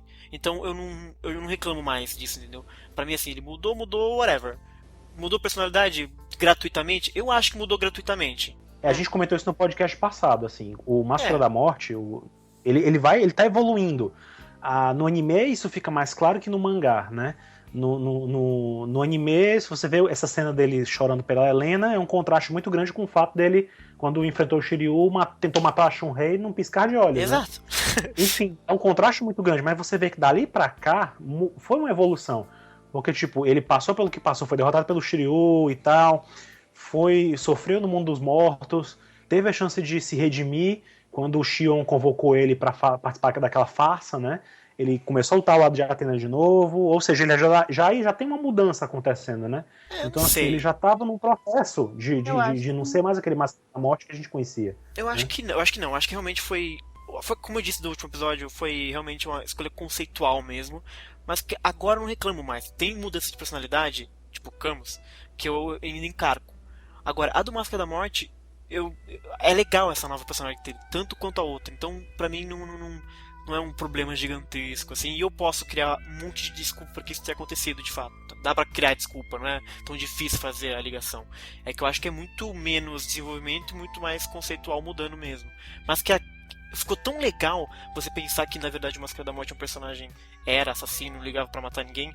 Ele é o cara que é a primeira vez que ele se importa pela morte de alguém, né? E isso choca ele de uma forma muito absurda, que ele chora, inclusive. Você nunca imaginaria que um personagem, mesmo sem saber nada, o cara chama Máscara da Morte, você imaginaria um cara desse chorando, né? Então eu achei muito legal isso, independente de ter mudado demais a personagem dele. Não, mas eu acho que é assim, se você for ver, no princípio, não mostram, né? Mostram logo o Máscara da Morte na fase das 12 casas. Mas uma armadura de Athena nunca ia escolher um cara que fosse só assassino, não é? Que fosse como ele é nas 12 casas. Eu acho que é um retorno ao que realmente o Máscara da Morte podia ser antes. Pode ser. É uma boa, é isso aí. Ou seja, ele já era assim, qualquer coisa ele se desviou pelo caminho e ficou daquele jeito, e agora retornou ao que ele era. É que eu disse, desculpa, a gente é ótimo de arranjar desculpa, né? Phantasy Sensei é isso, basicamente. Desculpa, e dá pra imagina, se ele é assassino... Acho que não, Xará. Eu já vou discordar com você. Eu não acho que é conceitual, não. Eu acho que nessa, eu tô com o Alan, eu acho que tá rolando um certo desenvolvimento do personagem desde Hades e que se consuma agora. E o que a Danda falou faz muito sentido também. Pode ser um desenvolvimento voltando às origens do que ele era. É que a gente não sabe qual é a origem dele, então o que eles mostrarem, pois a gente imagina. Mas não é isso, a gente imagina porque... Faz sentido, como a Danda falou. Não, faz sentido, sim. A armadura... Ela aceita, né? A armadura tem que aceitar, e ela nunca ia aceitar um cara como Máscara da Morte das 12 casas. Exato, se a gente sabe que ela abandona, né? Ela tanto abandona como ela aceita, né? Em algum momento ela aceitou de fato. Então a gente tem que imaginar isso de fato. Mas eu ainda acho que existe muito algo conceitual, sim. Mas que eu não ligo mais, entendeu? Eu acho um problema muito maior nos outros cânceres da franquia. O Marigold eu não acho um personagem bacana. O Deathtoll, o pouco que eu li, eu acho muito chato. Deathtoll é lenda, pô. Lenda. Como é que você ousa é falar do Deathtoll? Sem polêmicas, sem polêmicas. Eu não gosto do Marigold, eu acho ele muito exageradão, muito overreact, muito superador. Como é que ele fala mal do Marigold? Eu acho muito cheio de coisa. Aqui, ó. Tô de greve. Acabou o podcast. Acabou mesmo. E pra por mais mimimi aqui, digo logo, o Chaka é o mais forte. Do nada? Como assim? Muito grande. Nem preciso dizer nada. Então. Meu Deus. Depois que aparece o grito, o choro do Máscara da Morte, né? E ele grita de uma maneira, tipo, bizarra, muito louco esse cara. Não, o dublador dele foi extremamente expressivo nesse episódio. Não, né? E ele grita de uma maneira que não é aquele grito normal no cara que ele grita muito alto durante muito tempo. Parece que ele tá realmente expurgando algo dele que ele nunca sentiu, sabe? Foi muito bacana isso. Por isso que eu não reclamo mais. Nossa, aquela morte é foda, melhor personagem de Soul of Gold. Tô com ele, pô. Pois com ele no ar. Aí a gente vê que o Andreas vai pra algum local misterioso, né? E lá você vê que ele tá começando a coleção de Cavaleiros de Ouro dele. de Clothmith dele. Gente, que é outra coisa. Mas ele realmente tem 12, né, lugares assim. A gente vê o Afrodite ali em A Stasi, armadura né? tá lá também. A armadura de montadinha. tá lá. Pois é. Que me lembra, Alan, lembra que no segundo episódio, eu acho, o Hércules comenta que o Andrés havia pedido para tomarem as armaduras deles também. Tinha isso na legenda, eu não sabia se era um problema de tradução ou não. E agora a gente tá vendo que ele tá realmente recolhendo. O Afrodite tá preso do lado de fora daquele círculo esquisito e a armadura de ouro tá lá no cantinho. Exatamente. E no meio tem uma Paranauê ali, não tem não? Tem uma estrutura misteriosa, um núcleo, ali. alguma coisa assim. Então realmente eles vão começar a recolher a armadura de ouro, de repente pra alimentar e tal. Até esse poder oculto que ele descobriu que agora tem, né? Mas é super curioso isso mesmo, né? A gente tem isso e o Afrodite não tá morto. Ele não tá morto primeiro, porque ele tem que despertar a armadura divina ainda. Então a gente vai ter mais do Afrodite divando por aí. Mas eu ainda acho que podiam ter matado, sei lá, o Camus, por exemplo. Tirava ele logo da história.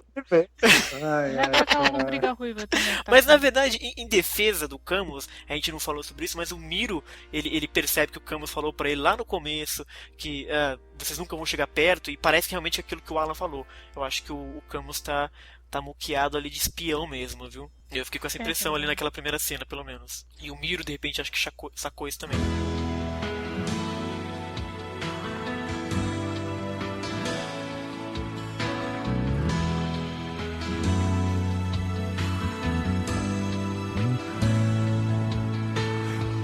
E já falando de Shaka, né? O Mu chega na caverninha do Shaka, basicamente, e pergunta sobre as armaduras. Peraí, que no encerramento teve um detalhe curioso, né? O foguinho do relógio de fogo lá, agora apagou, né? Você tá falando da cena pós-créditos do Shaka. Ah, é? Essa é a série. Calma aí, eu não vi isso no encerramento. Apaga a chama? A chama tá se apagando. Agora tem 2 apagadas. Gente, mas qual? Entendeu? O relógio tá contando. Ah, tá contando o relógio, não é que apagou a do Afrodite, por exemplo. Não tá contando, é tudo. Não peguei isso aí, não. É da Afrodite. É. Só que faltava 12 horas. Não aguento mais história com 12 horas. Referência aos episódios, né? Eu espero que seja. Eles passam de 24. Porra, mano, para de fazer enredo que depende de bomba relógio, sabe? Toda saga de Sensei é bomba relógio, velho. E essa que não é, aparentemente. Só que faltava vir com essa. Mas não pode ser 12 horas, que já passou uns dias já, inclusive. Então, foda-se, né? Já passou vários dias, realmente. E aí, na cena pós-crédito, senhor Alan, nós temos o Mu chegando até o Shaka pra perguntar sobre as armaduras divinas. Aí eu pensei, a gente montou várias teorias no último podcast. A gente deu um monte de chute astronômico. Que o filho da puta. A gente não chegou nem longe, né? Eu acertei porque na hora a gente não conseguiu reconhecer que o Shaka é o mais esperto de lá. Não, mas sabe uma coisa? Se você pegar o podcast, o último podcast, o Alan fala o seguinte: porque se fosse o Shaka, o Mu ia falar pra gente. Se ele fosse perguntar pro Cavaleiro de Ouro, ele diria quem é, né? Exato. Ele não faria segredo, ele diria ou o Doku, ou o Shaka, sei lá.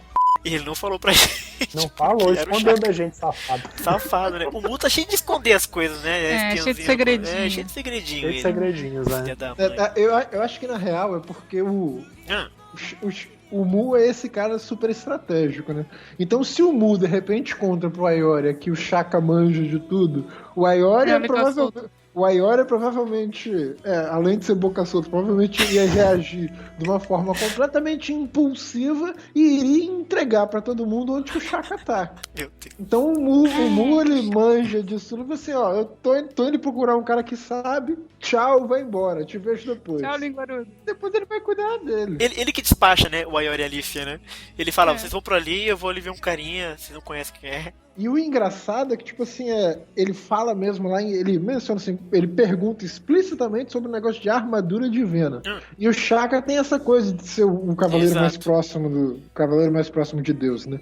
Então, ninguém melhor que ele pra entender essa parada. Nunca conta nada pra ninguém, é só na última da hora. Imagina a conversa. Ele manda recadinho. Um é misterioso, o outro não fala nada com nada. Vai ficar até o episódio 12 pra descobrir qualquer coisa. Mas pensa assim, por que ele iria dividir esse conhecimento quando um companheiro dele, Cavaleiro de Ouro, é um maluco de leão que quer quebrar todo mundo na porrada, o outro é um bicho de câncer que ele é um assassino serial completo, praticamente. E o outro é um Miro, né? O outro é um Miro. Por que ele vai dividir a armadura divina com esses malucos? E tem uma coisa também, Bruno. Quando eles não precisam mesmo, né? O Shaka deixou muito claro que ele não vai fazer nada. De repente não vai nem falar sobre a armadura pra ele. Porque se ele falar, ele vai incentivar a galera a continuar fazendo merda em Asgard. Então vai ser bem interessante o próximo episódio. Vamos ver qual que vai ser a coisa. Vai correr com... entrou na caverna e foi tão incisivo em perguntar, eu acho que o mundo vai sair de lá sem essa resposta, entendeu? Sim. Então, assim, eu acho que o Shaka vai contar a historinha, depois, entendeu? Vai contar. Talvez ele até remonte o diálogo que o Hypnos teve com Thanatos e tal, que é uma coisa que cronologicamente não deve ter acontecido ainda na história de Saint Seiya, né? Lá na ordem da história, né, que tá acontecendo. Mas assim, ele deve falar mesmo que o Hypnos falou que não era mitológica e tal, existiam as Kamui, e que as armaduras têm esse poder, quando tem alguma influência divina e tal. Deve ter toda essa explicação, né? E aí talvez ele mencione de repente que pode ter alguma influência externa, né? Que é quem tá cogitando desde que a gente viu a Lífia daquele jeito, né? Que ela possa ser a influência que tá ajudando as armaduras a mudar, né? Exatamente.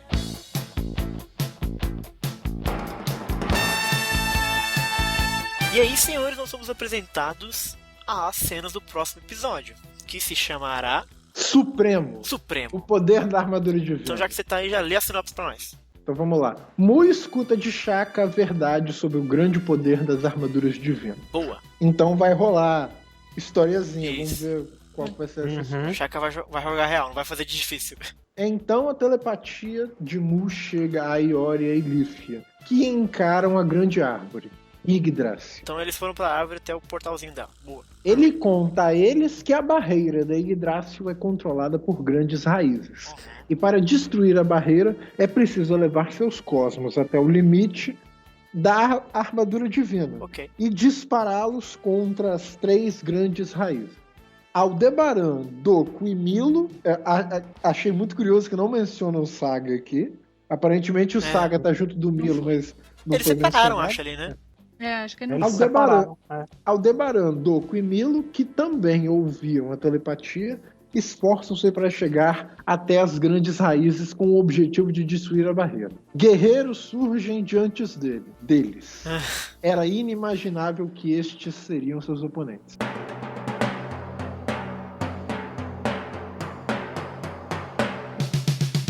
O Shura vai enfrentar o Aiolia, porque já foi dito na primeira entrevista na Figurio há muito tempo, foi dito que ia haver esse confronto entre o Aiolia e o Shura e que eles iam discutir o que o Shura fez no passado, né? Pro Aiolos. Matou meu irmão. Então, assim, vai ter esse momento, entendeu? Desse embate entre eles, e eu acho que é agora, entendeu?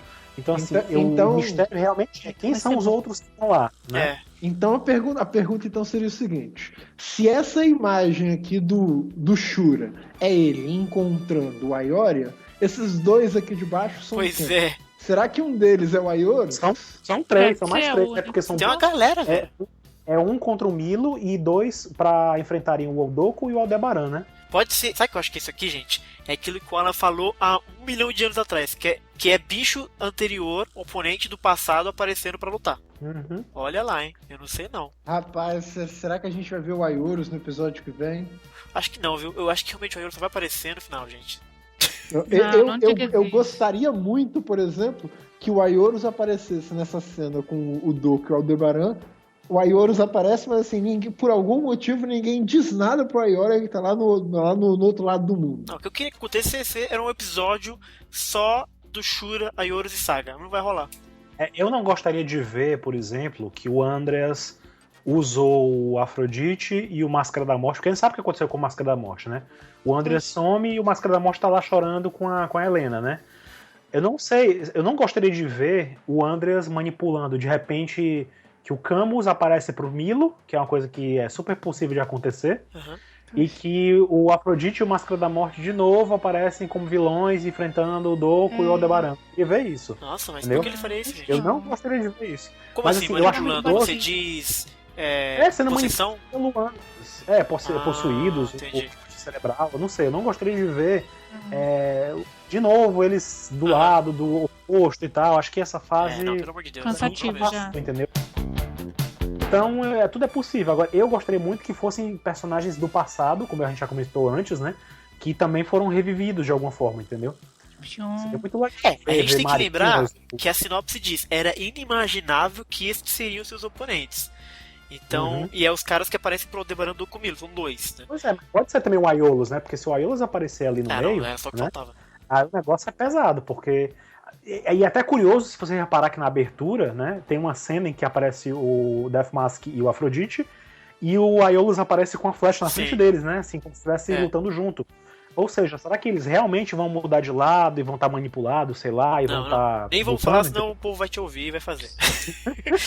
Não joga maldição, velho. Agora não adianta, né? Porque já foi feito episódio, então tanto faz. Não, ela tem a fé, ela tem a fé. Assim, uma coisa que me chamou muita atenção do Shura é que ele tá com o olho escondido, né? Isso eu fico com uma impressão meio ruim dele. Será que ele tá realmente do mal? Porque assim, você mencionou essa entrevista que vai ter um embate e tal, mas eu não consigo, assim, claro, ele matou o irmão e tal, mas porra, eles já podiam ter resolvido isso antes, não?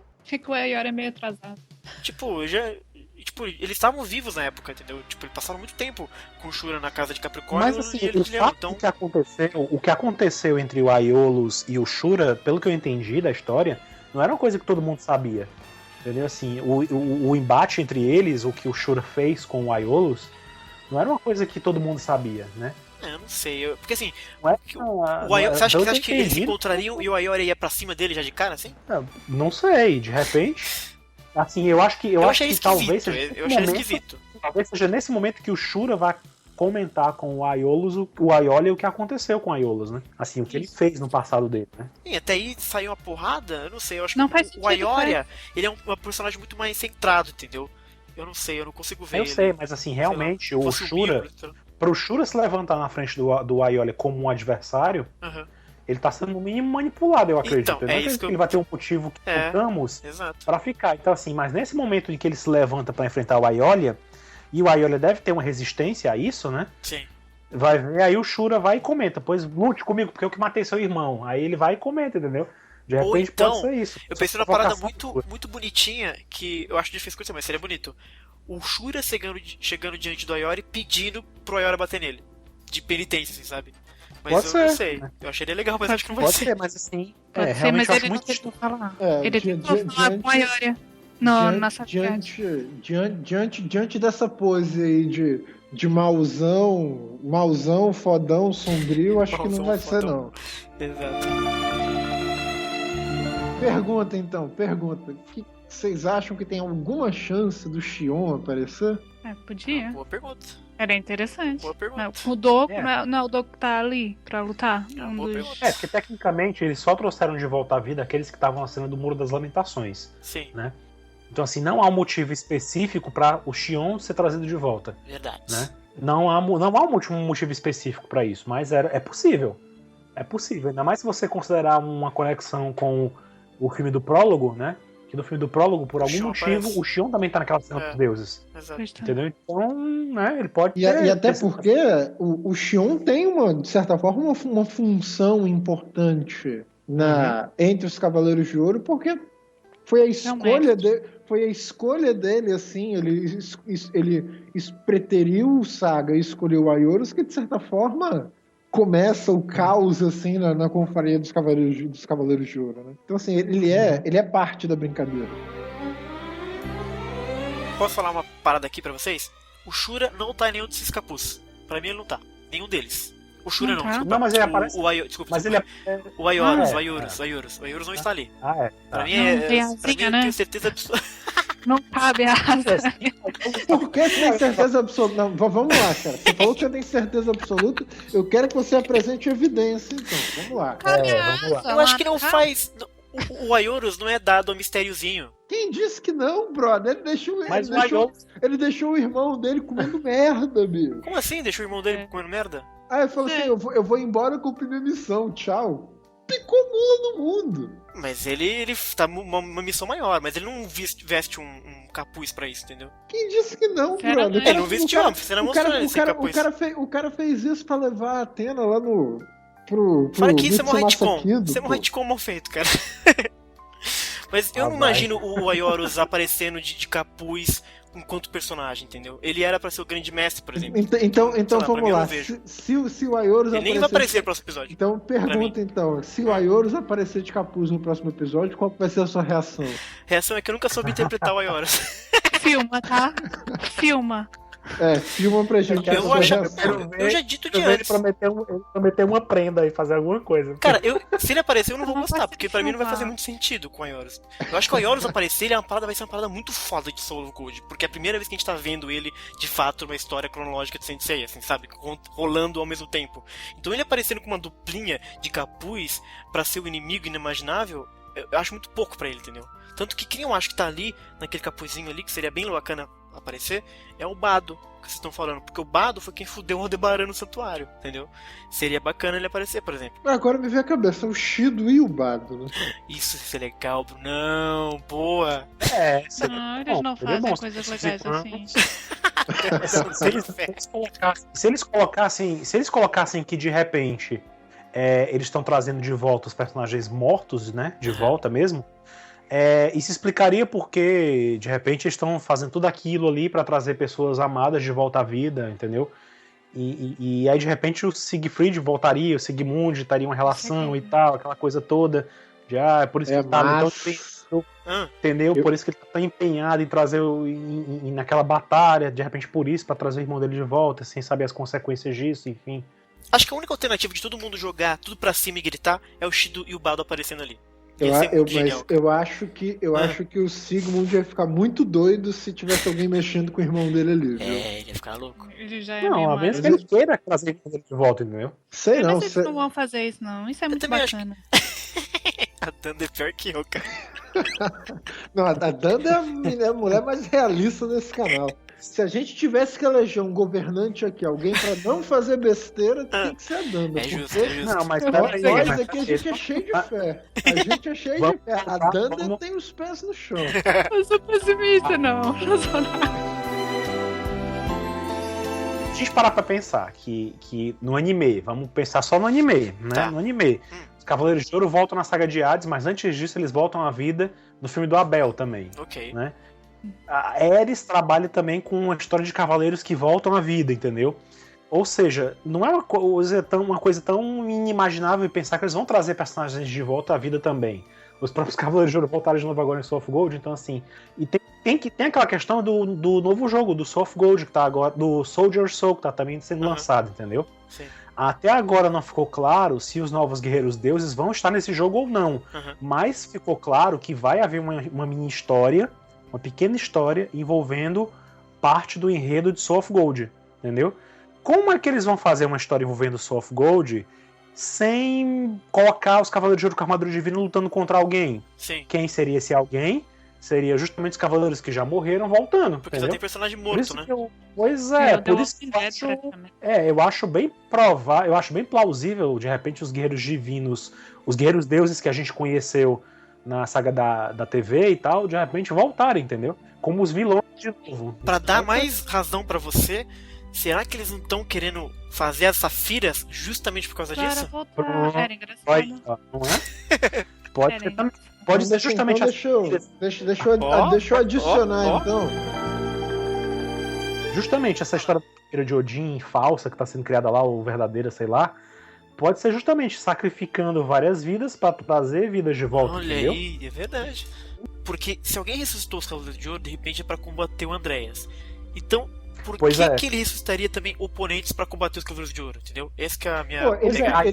Ele precisa que os Cavaleiros de Ouro explodam o cosmo e alcancem o status de armadura divina, né, brother? Tipo o que o Xion fez com os Cavaleiros de Ouro, com os Cavaleiros de Prata, fazendo os Cavaleiros de Bronze lutar em Hades, por exemplo.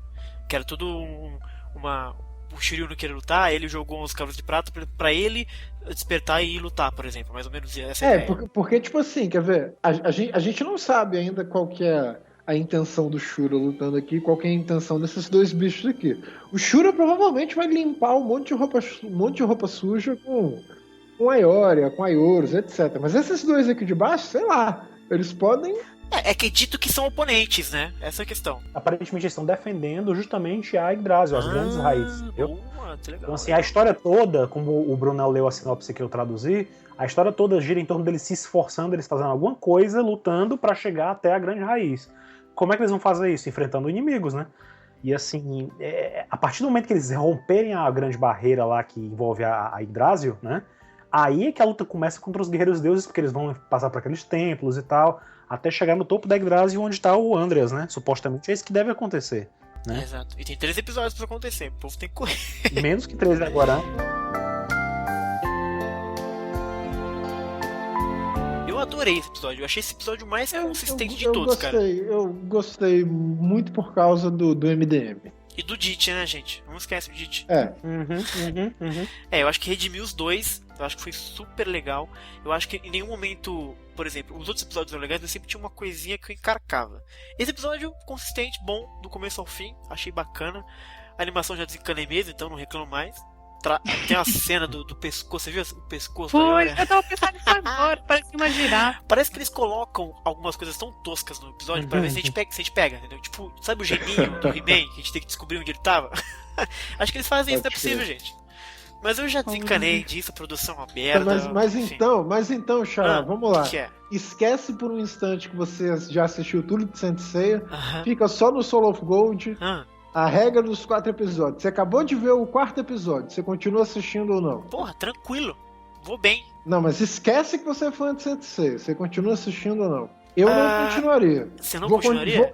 Vou continuar porque eu sou fanático. Deixa eu ver. Sensei. É que é difícil, né? O episódio. Não tem como fazer isso, Bruno. Claro Quem não consegue ver os traços, não consegue ver. Porque as coisas boas do Soul of Gold dependem de tudo isso, entendeu? Então, não. A resposta seria não, porque eu não entendi nada, entendeu? Tipo, porque eles estão brigando e tal. Mas acho que não é justo falar isso, né? Acho que não é a questão, não é isso que tá buscando o Soul of Gold. O Soul of Gold, ele precisa disso. Ele foi baseado nisso. Então, não faz sentido eu apagar tudo que eu vi de Sensei, entendeu? A resposta seria não, mas é óbvio, ele todo se calca no conhecimento que eu tinha anterior, então eu não entendi nada. Pois é, mas por exemplo, você não acha que eles estão demorando demais para entregar elementos primordiais do plot, por exemplo? A gente está entrando no 5º episódio de 13 e ainda estão para oferecer elementos fundamentais. Assim, não, acho que eles já deram o problema, já deram a solução, inclusive. Vai se construindo as coisas. Eles já deram o problema, Yggdrasil, deram a solução, a armadura divina. Então pronto. Então, dito isso, acho que não. Não acho que tem que ser muito rápido, não. Eu gosto quando é pingadinho assim. Mas só não funcionaria se eu não. Porque Soul of Gold depende muito disso, depende dessas sutilezas, depende de saber que o câncer tinha um problema, entendeu? Senão a gente entenderia aquela cena, né? Então. Mas do ponto de vista de narrativa, eu não vejo nenhum problema, não. Mas você tem todo um caso aí, por favor, o microfone é seu. Não, mas no caso, assim, se eu fosse pensar friamente, olhando para a qualidade da animação, pensando assim no roteiro, primeiro, claramente é um roteiro para quem já é fã de Sensei há muito tempo. Porque a gente percebe que eles tiveram todo um cuidado em buscar boas referências das últimas séries para colocar essas referências nelas. Então, assim, quem tá começando a assistir Sensei agora certamente vai ficar muito confuso assistindo. Eu acho que a trama, acho que ela tá andando muito devagar.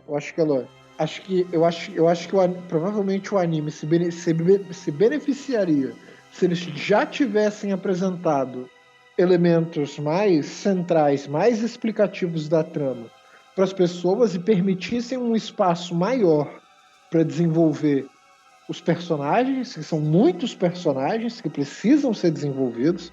Acho que muito fã vai ficar doido da vida se o seu cavaleiro favorito não tiver muito tempo para se desenvolver, para lavar roupa suja, etc. Acho que isso é o que a maioria das pessoas querem ver. Então acho que nesse sentido faria muito mais sentido eles darem uma passada um pouco mais rápida na explicação da trama.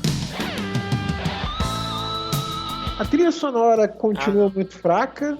Então, assim, se eu fosse julgar tudo isso, se eu fosse esquecer que eu sou absolutamente fanático por tudo de Sensei, eu não continuaria assistindo, eu procuraria outra coisa para assistir.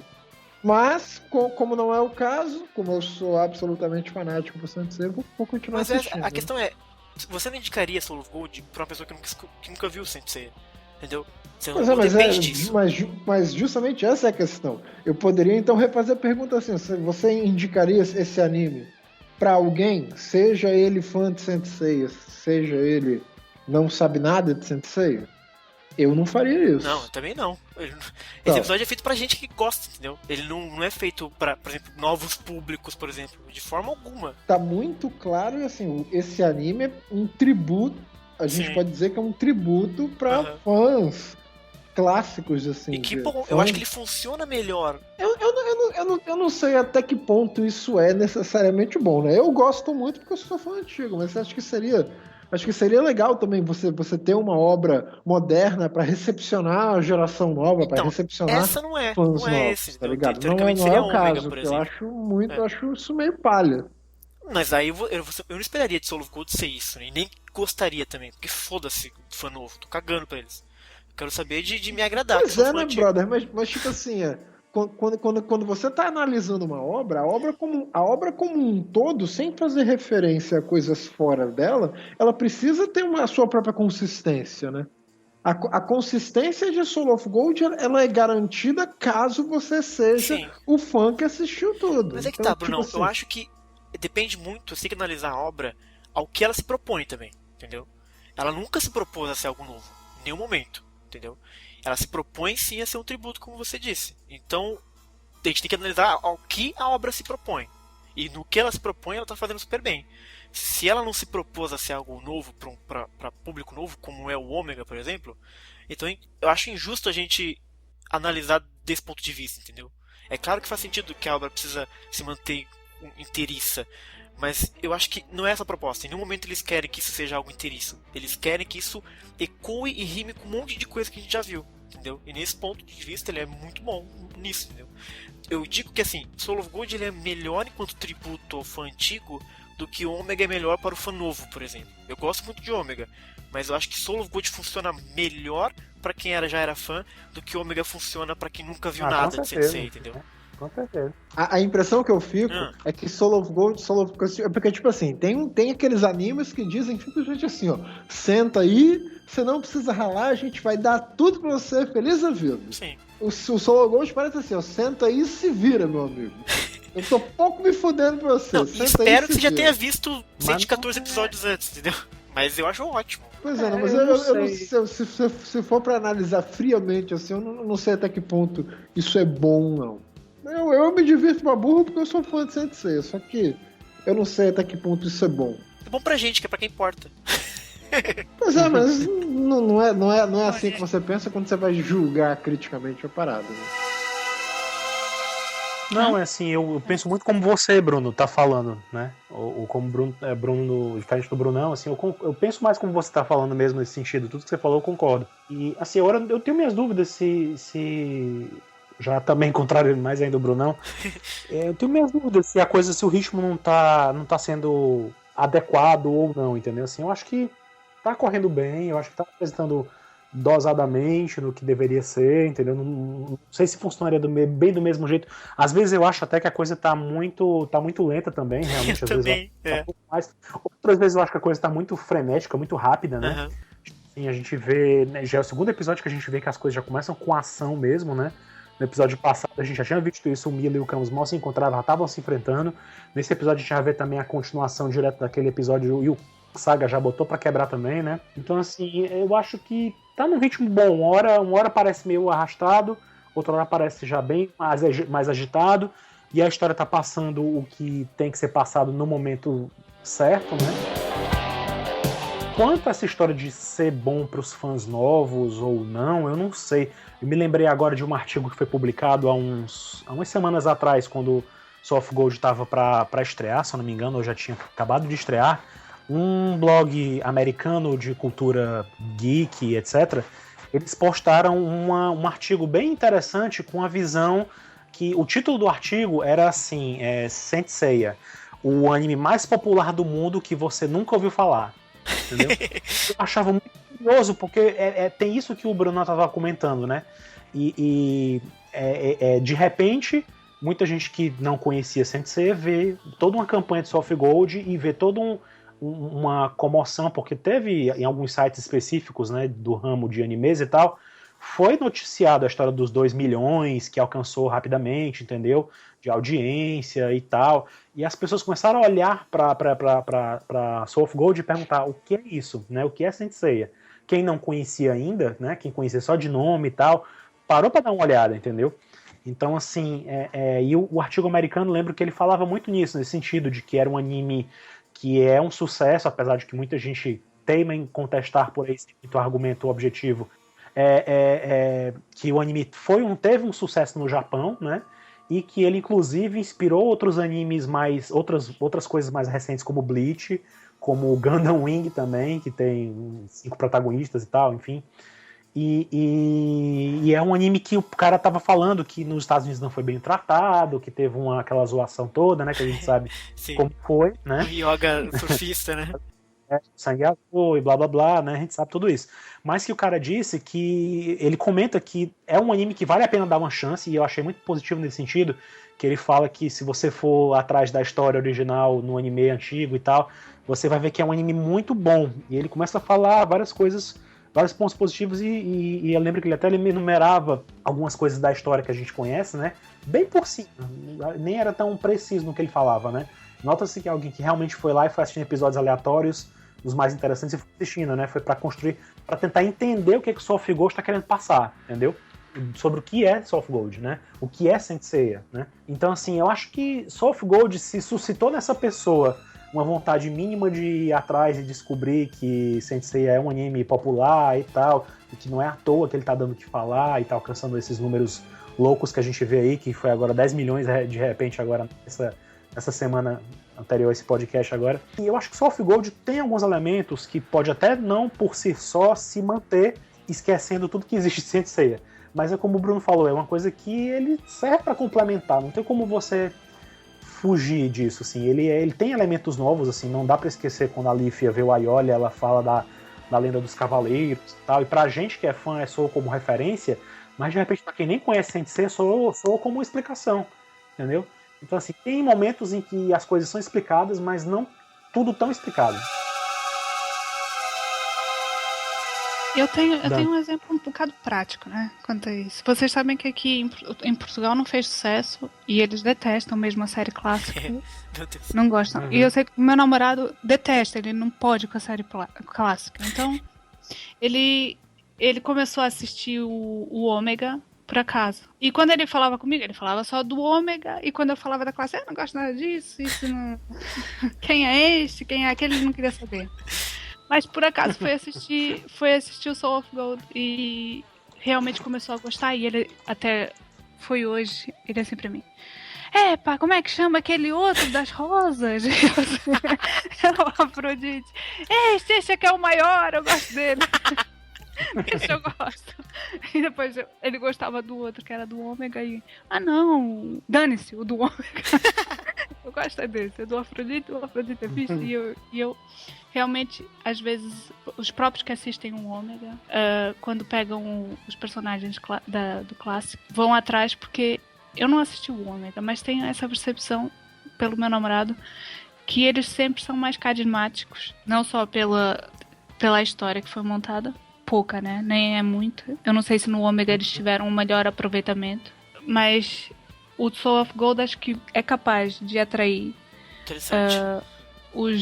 os novos, mesmo sem ter visto o clássico ou o Ômega. Ou seja, é capaz do pessoal ver aquilo e ir atrás e ver depois o clássico e os outros e até o Ômega.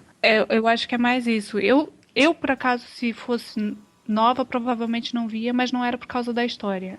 Eu sou um bocado chata com os traços e não assisti o Ômega. Eu tenho a noção que o Ômega tem uma história boa, mas não consigo gostar. Não tem.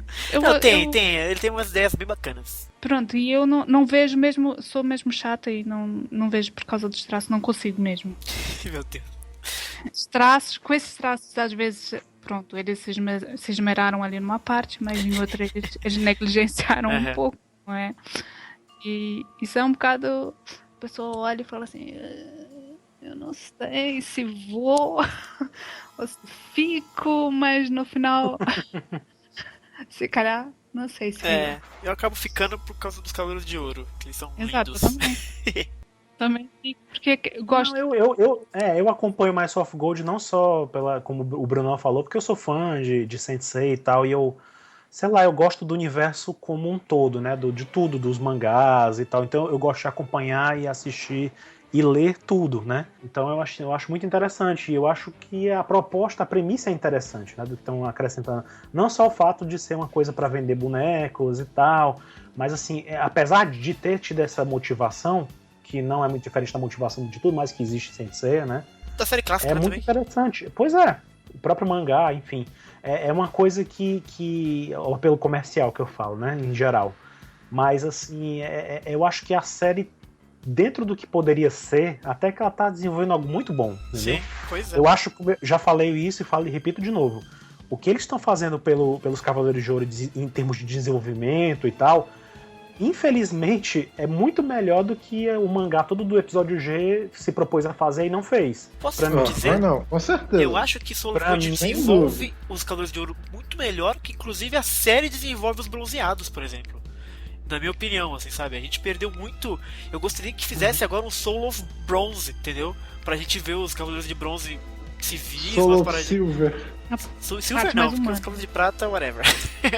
Mas o Soul of Bronze, sabe? Tipo, pra gente ver eles interagindo, sabe? Porque chegou um momento que era muito batalha, e a gente perdeu aquela coisa do Seiya na casa dele, sabe? Essas coisas que eu achava tão legal. E eu acho que, sei lá, eu acho que sinto falta disso.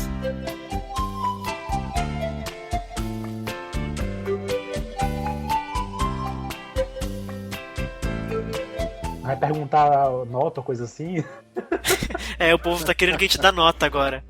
Vamos dar nota, então. Vai ser Nota? Na nota, vai ser um pouquinho Quem é diferente. que dá nota? O povo lá da comunidade quer que a gente dá nota pro episódio. Isso é Brunão, novo pra mim. Brunão, de 0 a 7 sentidos, quantos sentidos você dá? Tipo, de 0 a 7? 0 a 7. 0 a 7. 5. Uma boa nota.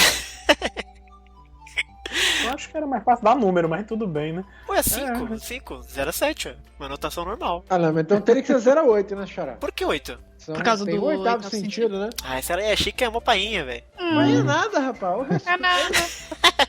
Então vai, Bruno, de 0 a 8. 5. Pô, você nem recalibrou, pô. Dá pra aumentar 1 ponto, 6. Não, continua 5. Que babaca. Dandinha, de 0 a 8 sentidos, quanto você dá? Ai, meu Deus. Vai, eu vou dar 6. Só porque o Bruno deu 5. Entendi. Alan, de 0 a 8 sentidos. Não, eu também vou com a Danda. Eu também, pra mim, é 6. Assim. 6? Assim, foi bom e tal. O Afrodite e o Death Mask foi o show, né, desse episódio, tá, foi o destaque, mas podia ter sido melhor pros outros também, né? Assim, o pobre do Milo tá sofrendo tanto, eu acho que Caraca, ele Milo... não tá sendo bem valorizado nessa saga, né? Mas eu já desencanei do Miro. Queria que ele fizesse mais, assim. Eu adorei esse episódio. Eu achei de todos até o mais consistente, como eu já disse, né? Que me deixou... Não, foi melhor que o anterior, com certeza. Tá aumentando, a coisa Sim, tá aumentando, pois é, tá melhorando. melhorando. O episódio passa e é melhor. Acho que o próximo episódio é o único que vai ser pior. Que eu sou pessimista. E de mim, 0 a 8 sentidos, eu vou com vocês. 6 sentidos, acho que tá bacana, tá escalando, tá bom. Eu acho... Não, vai ser 7 sentidos, sim. Foda-se vocês. 7 por quê? Eu não dou 7 7 sentidos. por causa do pescoço do Ayori. Ah, mas a animação já desencanei. Isso aí, Ô, foda-se. Xará, não. Isso aí, Você foda-se. não pode desencanar quando você vai jogar assim, Xará. Você tem Por quê? você tem que considerar tudo, pô. Animação, trilha sonora, é mesmo? roteiro, desenvolvimento de Entendi. personagem, pô. Tem que Vai jogar abaixo. tudo, pô. Tá, então assim, ó, são 7 sentidos para as coisas, desenvolvimento dos personagens, narrativa, mas se a gente considerar animação, se a gente considerar... A trilha sonora, na verdade, tocou até uma musiquinha bacana no episódio, que eu não sei qual que é. Então achei que a trilha sonora não foi tão ruim quanto nos outros. Então eu daria... A trilha sonora foi um pouco mais expressiva, eu também concordo com isso. Tocou uma musiquinha bacana ali. Um pouquinho Isso, assim, mais exatamente. expressivo. E não teve nenhum momento Filtrar. em que a música tocou e eu falei, que merda de música é essa, sabe? Que tipo, me tirou da cena como aconteceu no último episódio. Então, se eu juntar tudo num bololô, vai dar um 6. 5,5, 6, porque a animação... Mas eu prefiro 6 porque eu Por prefiro causa da história. dar mais peso pras coisas boas do que pras coisas ruins, porque eu já desencanei das coisas ruins de fato, infelizmente. Mas então é isso, 6 sentidos, Brunão. Satisfeito? Eu só discordo, né, mano? É a minha. Você tá sendo muito bonzinho.